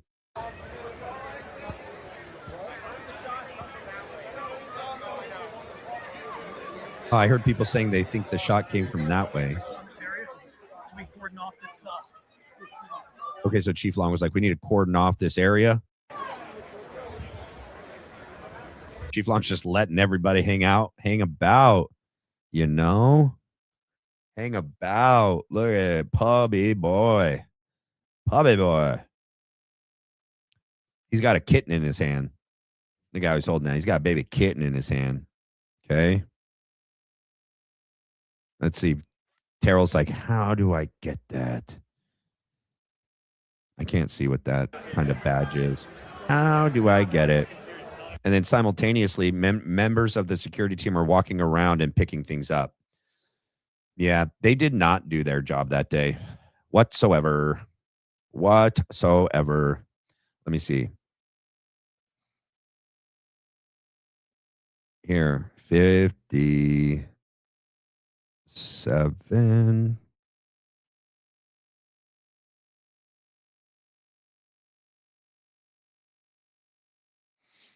Let me play this for you. Let's listen to Brett Weinstein. Else. Maybe it was that shape charge. Maybe it was a direct energy weapon. Maybe it was so all these things I think need to be 100% explored. And like Brett said earlier, if you do, you're called a mental case. You're called your moralities charge, challenge, stuff like that. No, so I want to. Sorry, Viva, I'll come right back to you, but I just want to lodge this point. If we had a functional FBI that was actually interested in investigating what happened during this crime, then the question about how long the crime scene remained cordoned off would be as you describe it. But the problem is you don't have an FBI. You have an FBI that after Butler was washing the roof. Washing the frickin' roof. So the point is we don't have an FBI. I don't know why that is or how it happened. But the fact worse than with Butler, by the way, this is a point that I put out, is So this was a great conversation between Viva Fry, Jimmy Dore, and Brett Weinstein moderating. But, you know, mainly that part of him saying that we don't have a good FBI, right? And then right here. With people to use a scientific toolkit. Because the point is, okay, absent an FBI, you need to exert logical discipline over how you process the evidence. And what I see amongst those who are focused on conspiracy is anything that would contribute to your view of the crime is promoted as true, rather than some sort of an evaluation about which of these things actually are evidence, which of these anomalies are of a standard magnitude, you know. And if I can connect back to the anomalies with the Butler shooting, okay, in Butler, my misophonia is out of control. I can't handle this guy. It was so hard. I had to Brett is so smart and stuff, and I wanted to hear him, but bro, his mic volume is turned up so loud, and he has this like little bit of a speech impediment in how he pronounces certain words, and then he has an unnecessary amount of saliva in his mouth all the time, and I just, bro. So the main part that I wanted you to hear is that like most people can admit that we don't have an actual FBI. And if the FBI, right, so you can reference Joseph Scott Morgan, you can reference John Kiriakou, who both said that, number one, John Kiriakou said the FBI had no business getting involved in this investigation. They're the ones that ran the entire investigation. They collected all the evidence, sent it off to FBI and ATF, tied all conclusions up in a bow, handed it off. By the 33rd hour, everything was largely done. The only thing that was left to do by the Utah County's Attorney's Office was to just interview all of the respective parties involved. And the conclusions were already made, right? They announced it. We got him, guys. We got him. Okay. Lone gunman, crazy leftist, dating a trans, furry, gay liberal.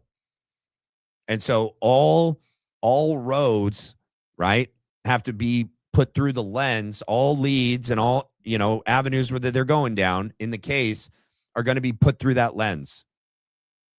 So even by the time the FBI hands everything off, it's already concluded as to what the conclusion is, or what the motive was, what the murder was, who the murderer was, what the murder weapon was. Really, all that the Utah County Attorney's Office job was to do now was just make it all stick. Your job is to make it all stick. And anyone that just blindly, ignorantly, naively trusts the FBI, trusts this administration, trusts the court systems, trusts prosecutors, trusts defense attorneys, sorry, I don't take you seriously. You're a child. Even people that are my age that are engaged in that, you're a child. You're ignorant. You're naive, bro. It's just, if you can't see, right? Viva didn't even argue Brett's take on this, and Viva is the official narrative proponent, supporter. So if you can admit that there is plenty of good cause and reason to not trust anything that the FBI touches, that the Utah County Attorney's Office touches, and that's been put out thus far, you're dishonest, you're ignorant, you're naive, and you're a shill. Because most of them aren't out here going like, no, I totally get it. Totally question everything. But let's see what the trial brings out. That's not what all these people are doing. They're attacking all of us. And they're just overly confident that Tyler Robinson is the lone gunman that shot Charlie Kirk from the Losi Center roof with a 30-06 in one round. You know? Oh, I did find it the other night. I was listening to the rest of the Frank Turek interview with that gay guy. Or I think I played it with you guys, where he did say that the reason why there was no exit wound was because it was old ammunition. No, Frank, that's not it. Anyway, Matt, appreciate your work and skill with analyzing behavior. Revisit the Erica Glenn Beck interview from December. Her use of the phrase, our citizens. Okay, very elitist language. No one noticed it. That's a good point. I like tips. EK GB December interview. I also on my list to do is watching the Harrison Smith. It's Harrison Smith with Brandon Straka and then Alex Jones with someone else. I wrote it down. That's what I have to watch tomorrow. Harrison Smith with Straka, Alex Jones with Viva Fry. 2 hit pieces on Candace Owens. So I got that on the list. There's a lot of things to do on the to-do list. Let's see. Other key points that I wanted to hit on tonight, or during the debate that I didn't get to.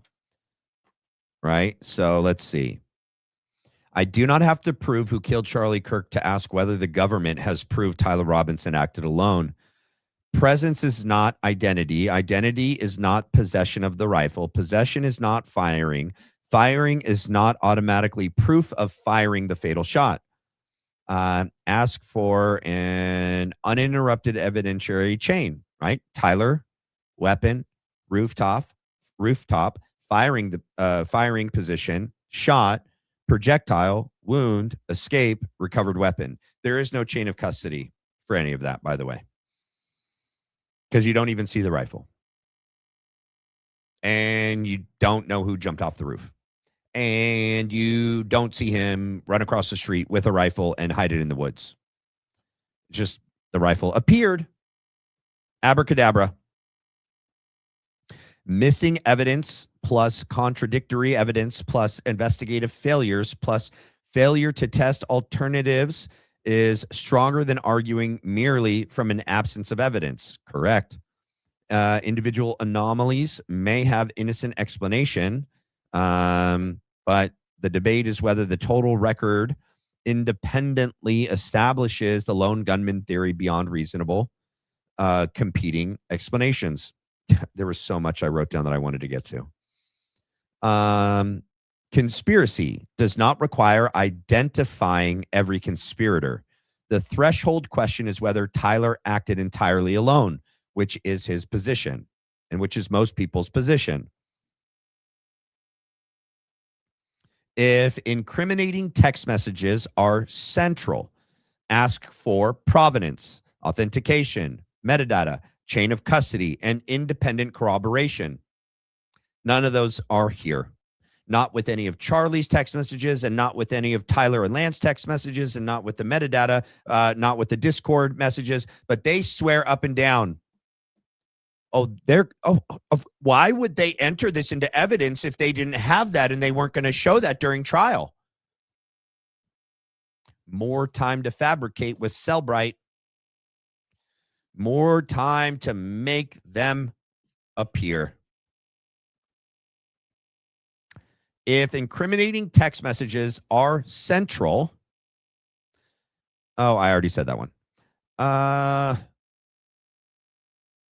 Let's see.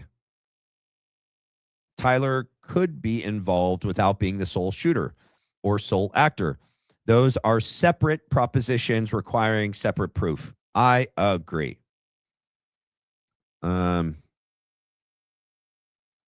Let's see what else I wrote down.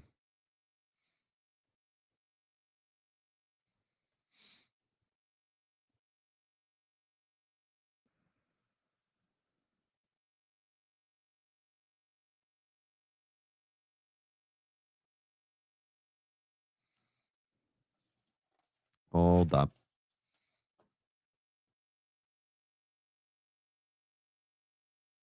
Yeah, there was so many issues with the crime scene. Like, where's the microphone? Oh, yeah, I think, did I take that down yet? No, I didn't. Where's my timestamp? Listen to what Brett Weinstein says about the Rode mic 4920. Hopefully you guys aren't as sensitive to misophonia as I am.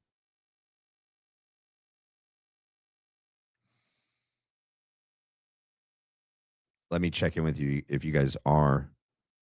Are you guys super sensitive to noises and stuff? I want you to hear this because he points out a very good point. It came from, or disproving it.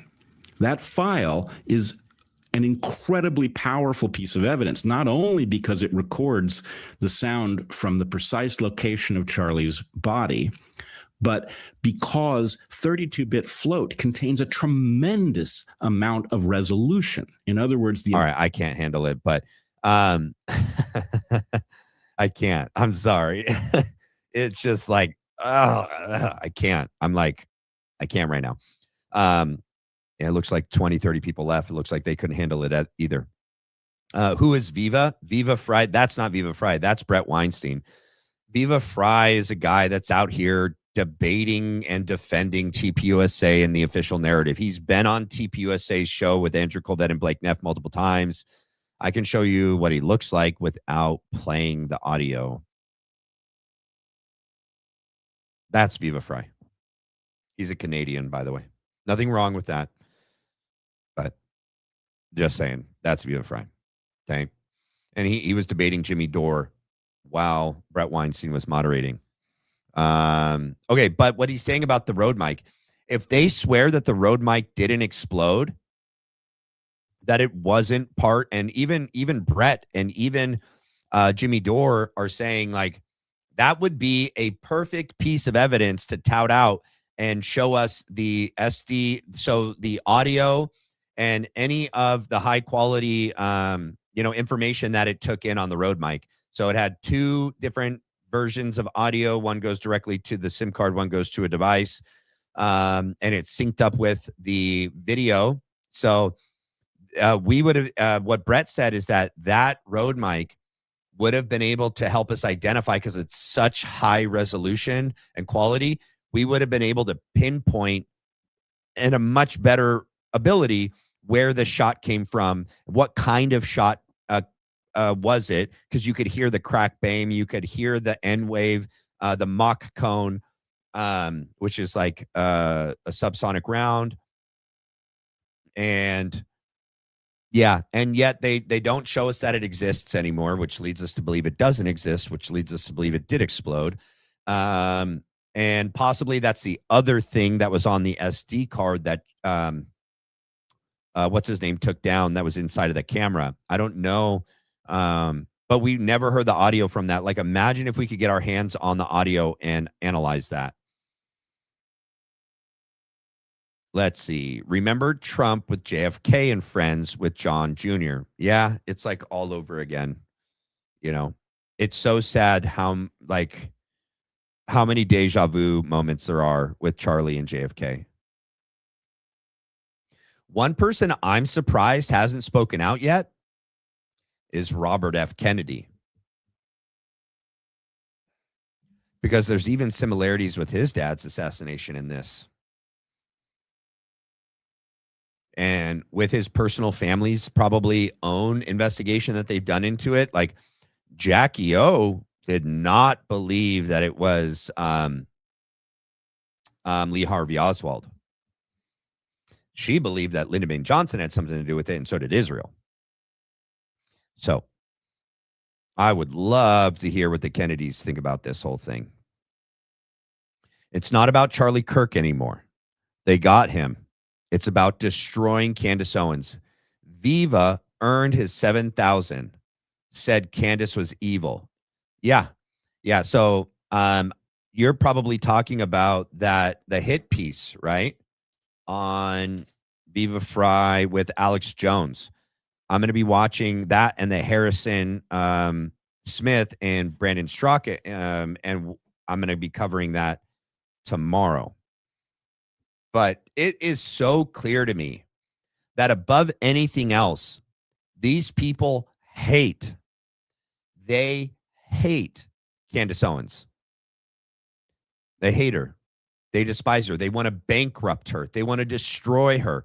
The chicks on the right, Gary Melton, Andrew Wilson, Andrew Colvett, Erica Kirk, they want to bankrupt her. They want to ruin her life, ruin her career. They want to ruin her. That's evil. Candace Owens has never made a statement like that about Erica personally.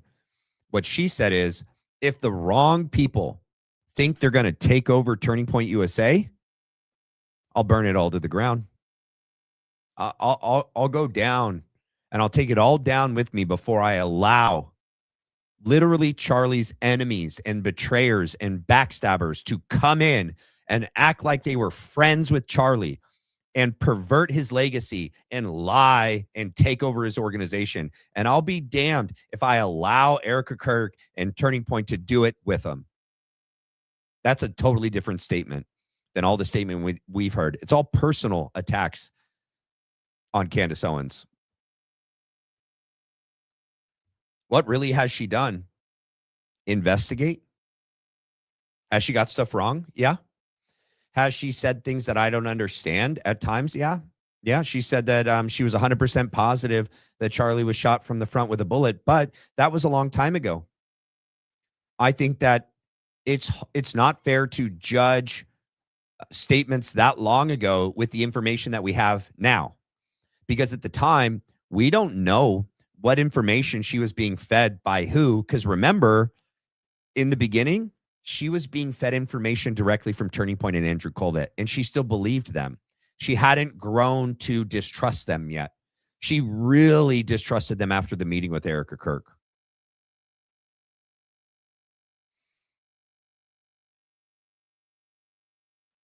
Oh, that's a good point, Zamet.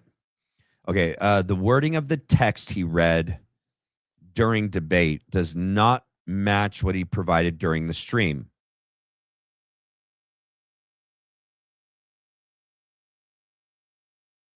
What did he write? What did he read? Hold on.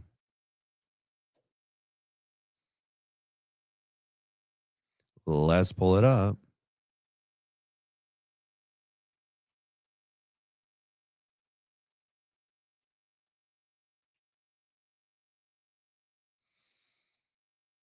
Okay, yeah, cool.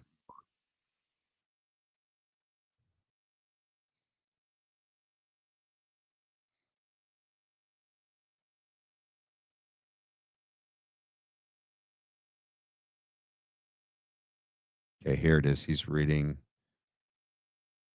Robinson is not the killer, and he's a patsy set up by the feds. To be clear, this is not a question of reasonable doubt.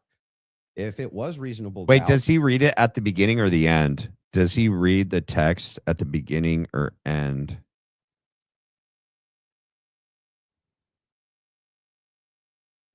Oh, hold on. I know what I can do. Does it have a transcript? Yes.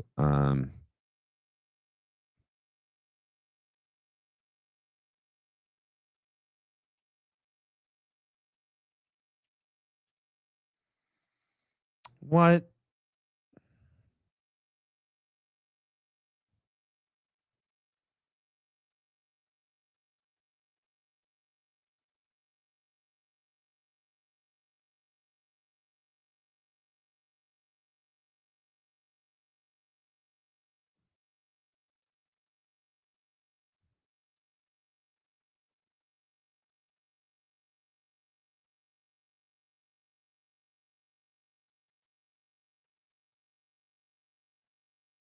Charlie feared they would. I believe Charlie Kirk, and I have the receipts. No, I didn't have a dream where he came to me and told me that the left killed him. No, he didn't come to me a dream and say, Candace Owens betrayed him. That never happened. In fact, I don't need dreams of any kind because I hold in my possession never before seen messages from Charlie Kirk to his security team. Candace's belief that there's overwhelming evidence, testimony, physical evidence, multiple estates case, and welcome Candace bringing up any wife. And it cost me $300,000. But today, I hope that she finally answers for some of that. When does Thank he you, read? Andrew. Wait, you guys, when does he read the text from Charlie? Do you guys remember the timestamp?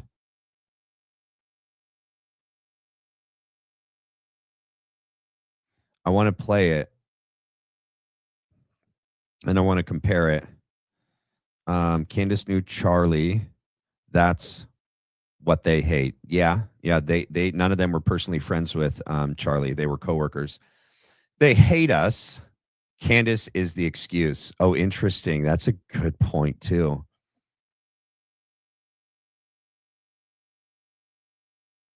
No, he wasn't. He just put his phone away. Thank you for the gift. Thank you for the gift. See, he's putting the phone away. He's not about to read it right there.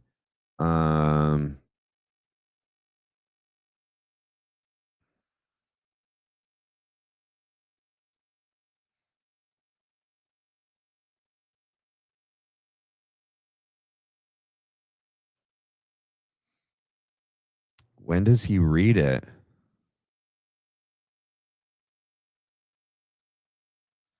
I feel like he reads it at the end, you guys.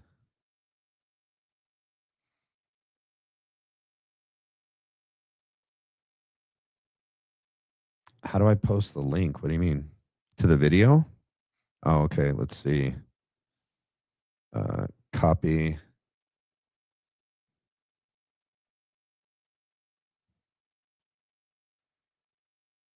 Okay. There, I posted the link. Was my chat read? What do you mean? Hold on. Let me see. What is the wording of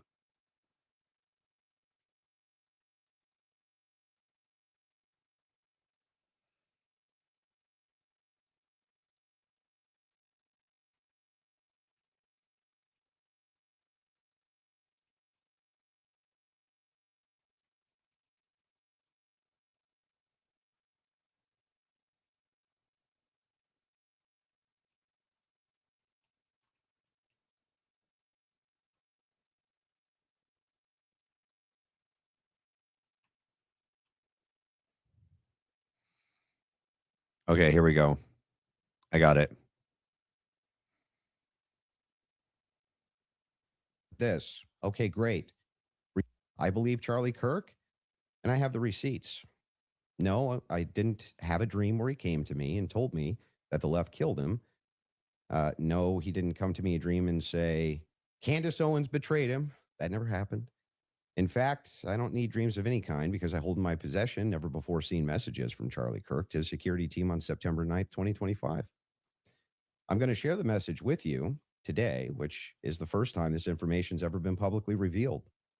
On September 9th, Charlie's security team wrote to him, yes, law enforcement has been fully supportive and agreed to a security plan and posture. Tomorrow's event will be covered by both my team and the campus PD. If additional support is required, patrol units will be available. I have 11 on site. Charlie responded with this. Okay, great. Remind them that they are there for one person's security only because I'm somewhat worried the left is trying to kill me. That was a message sent September 9th. Yeah, I mean, the majority of,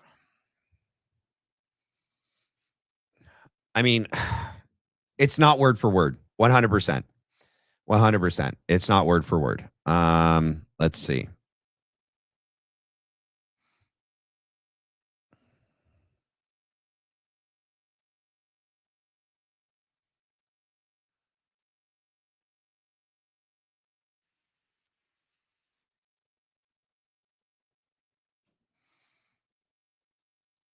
Okay. Yes, it's definitely not word for word. That's for sure. So it says, what's the lay of the land? Yes, law enforcement has been fully supportive and has agreed to security plan and posture. Tomorrow's event will be covered by both my team and campus PD. If additional support is required, patrol units will be available. Thank you. The threats are higher than ever. I have 11 on site. Okay, great. Delicately remind them they are there for one-person security only. I'm somewhat worried about the left trying to kill me. Just so you are aware, I will be strict with allowing people in our bubble. I can't have distractions in there. As we spoke of earlier, we are here for one priority. And then it repeats it. I'm somewhat worried about the left trying to kill me. I've got you. I'll do all in my power to make that extremely difficult. Nope. You should make that extremely impossible, you freaking moron. So let's hear it one more time. To me, a dream and say, Candace Owens, security plan and posture. Have a dream where he can. I don't need dreams of any kind because I hold in my possession never before seen messages from Charlie Kirk to his security team on September 9th, 2025. I'm going to share the message with you today, which is the first time this information's ever been publicly revealed. On September 9th, Charlie's security team wrote to him, yes, law enforcement has been fully supportive and agreed to security plan and posture. Tomorrow's event will be covered by both my team and the campus PD. If additional support is required, patrol units will be available. I have 11 on site. Charlie responded with this. Okay, great. Remind them that they are there for one person's security only because I'm somewhat worried the left is trying to kill me. Whatever That was could he a mean? message sent September. Yeah, 100%. He doesn't verbatim read the text. There's so much he left out. He misspoke portions of it. I mean, the argument is going to be he didn't want to read the entire thing. He read the part that mattered for his argument. That was it, right? He wants to exonerate the security team, and he wants to say that Charlie was afraid of the left. That's the point in him reading the text. And they're never going to admit that he didn't have the text in his possession at the time of the debate. He could have been reading a text that Andrew or Erica sent him explaining what the text read, and then he got it after, or they hadn't fabricated it yet. I don't know. I don't know what your guys' take is on why he didn't read it verbatim as it's written in the text. There could be lots of possibilities as to why. A lie is never such until we accept it. That's a good point, Zamet. It's a very, very good point. Very, very good point. All right. It looks like I have covered everything. If anyone has another super chat they want to get in before we end today, please do so. Also, would you guys like a members only? I just saw Zach did one the other day, and I liked the idea. He called it Ask Me Anything. And it's an opportunity for you guys to ask me anything you want. Anything's on the table. And we can do a members only this coming weekend on a Sunday. And you guys could ask me anything you want. And it could just be a time for us all to hang out and get to know each other. If you don't like that idea, we do not have to do that. Okay. Let's see. The different wording is another clue. They edited the text image after the great debate. That's a good point. Too important to not type verbatim in his opening. I agree with that. I mean, did Candace, I can't remember before she left, did she say that she believes that it's fake, or she is withholding her opinion until she gets back? Thank you for the gift, Craig Scott. I can't remember her episode on Thursday before she went on vacation, if she said she actually believes it's fully fake or not. Or I think she said once he releases it, we'll be able to tell. Because if it's an iMessage, Erica said that didn't exist. Well, she also said it didn't exist in the signal until after the Glenn Beck statement. She's like, I didn't check the signal. right? And then in the response that like Erica and Andrew and them gave was like, they alluded that it could be Signal or Telegram, but his Signal message is auto-deleted. So, of course, they picked the Telegram font and theme and style. So they went with Telegram. That's the only one it could have been. So, yeah, I can't wait for her to get back and give us her take on now that he released it. What does she think about it? I've received so many emails that people that have that have extensive experience on like forensically analyzing phones and data and things. They're like, it's fake. They can't say 100% because they haven't done an actual like forensic analysis on it, but just from the parts that they were able to ascertain from the images, they're like, it's fake. So, the blacked out box means edited. Well, yeah, there's a lot of blacked out boxes in there that show that they clearly edited it. I wonder what they blacked out there. There's also portions of the text missing.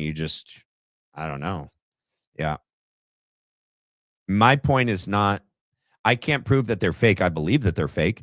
But my point was like, even if they're real, they prove nothing.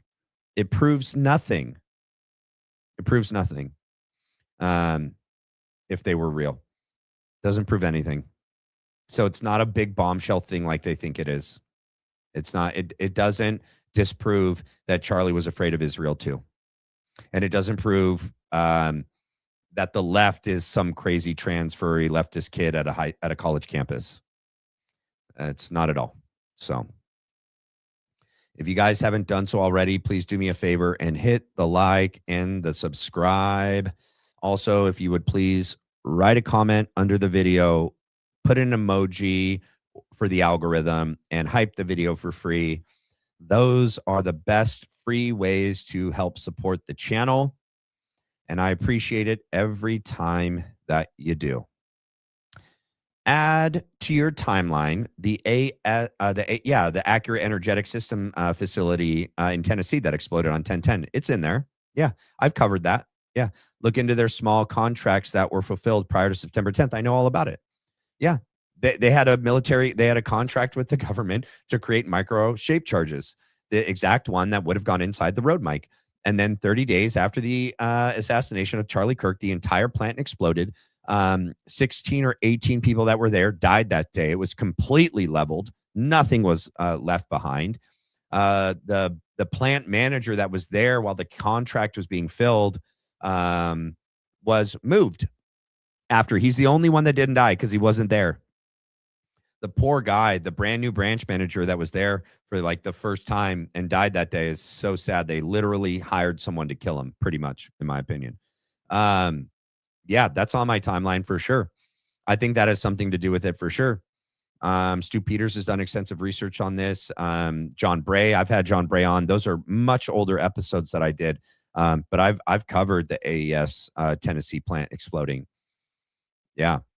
They would want to get rid of all people that were there when they filled this contract, all possible explosive material that could be like analyzed. And it's like a fingerprint. Like they could look at the chemical makeup of this explosive, and if anything was retrieved from Charlie, from the road mic, from his clothes, from the soil, from the grass, it could be directly traced back to that plant and that contract. Bada bing, bada boom. Yep. I agree. All right, ladies and gentlemen, anything else before I bid you adieu? So long, farewell, auf Wiedersehen, good night. Good night. Yes, I grew up watching Sound of Music. I love watching Sound of Music with my daughters and my wife. I'm just not going to sing because I do not have a good singing voice. I have a good like broadcasting voice. I put everyone to sleep every night. So, all right, you guys. Love you guys. God bless you guys. I'll see you guys here tomorrow. Take care.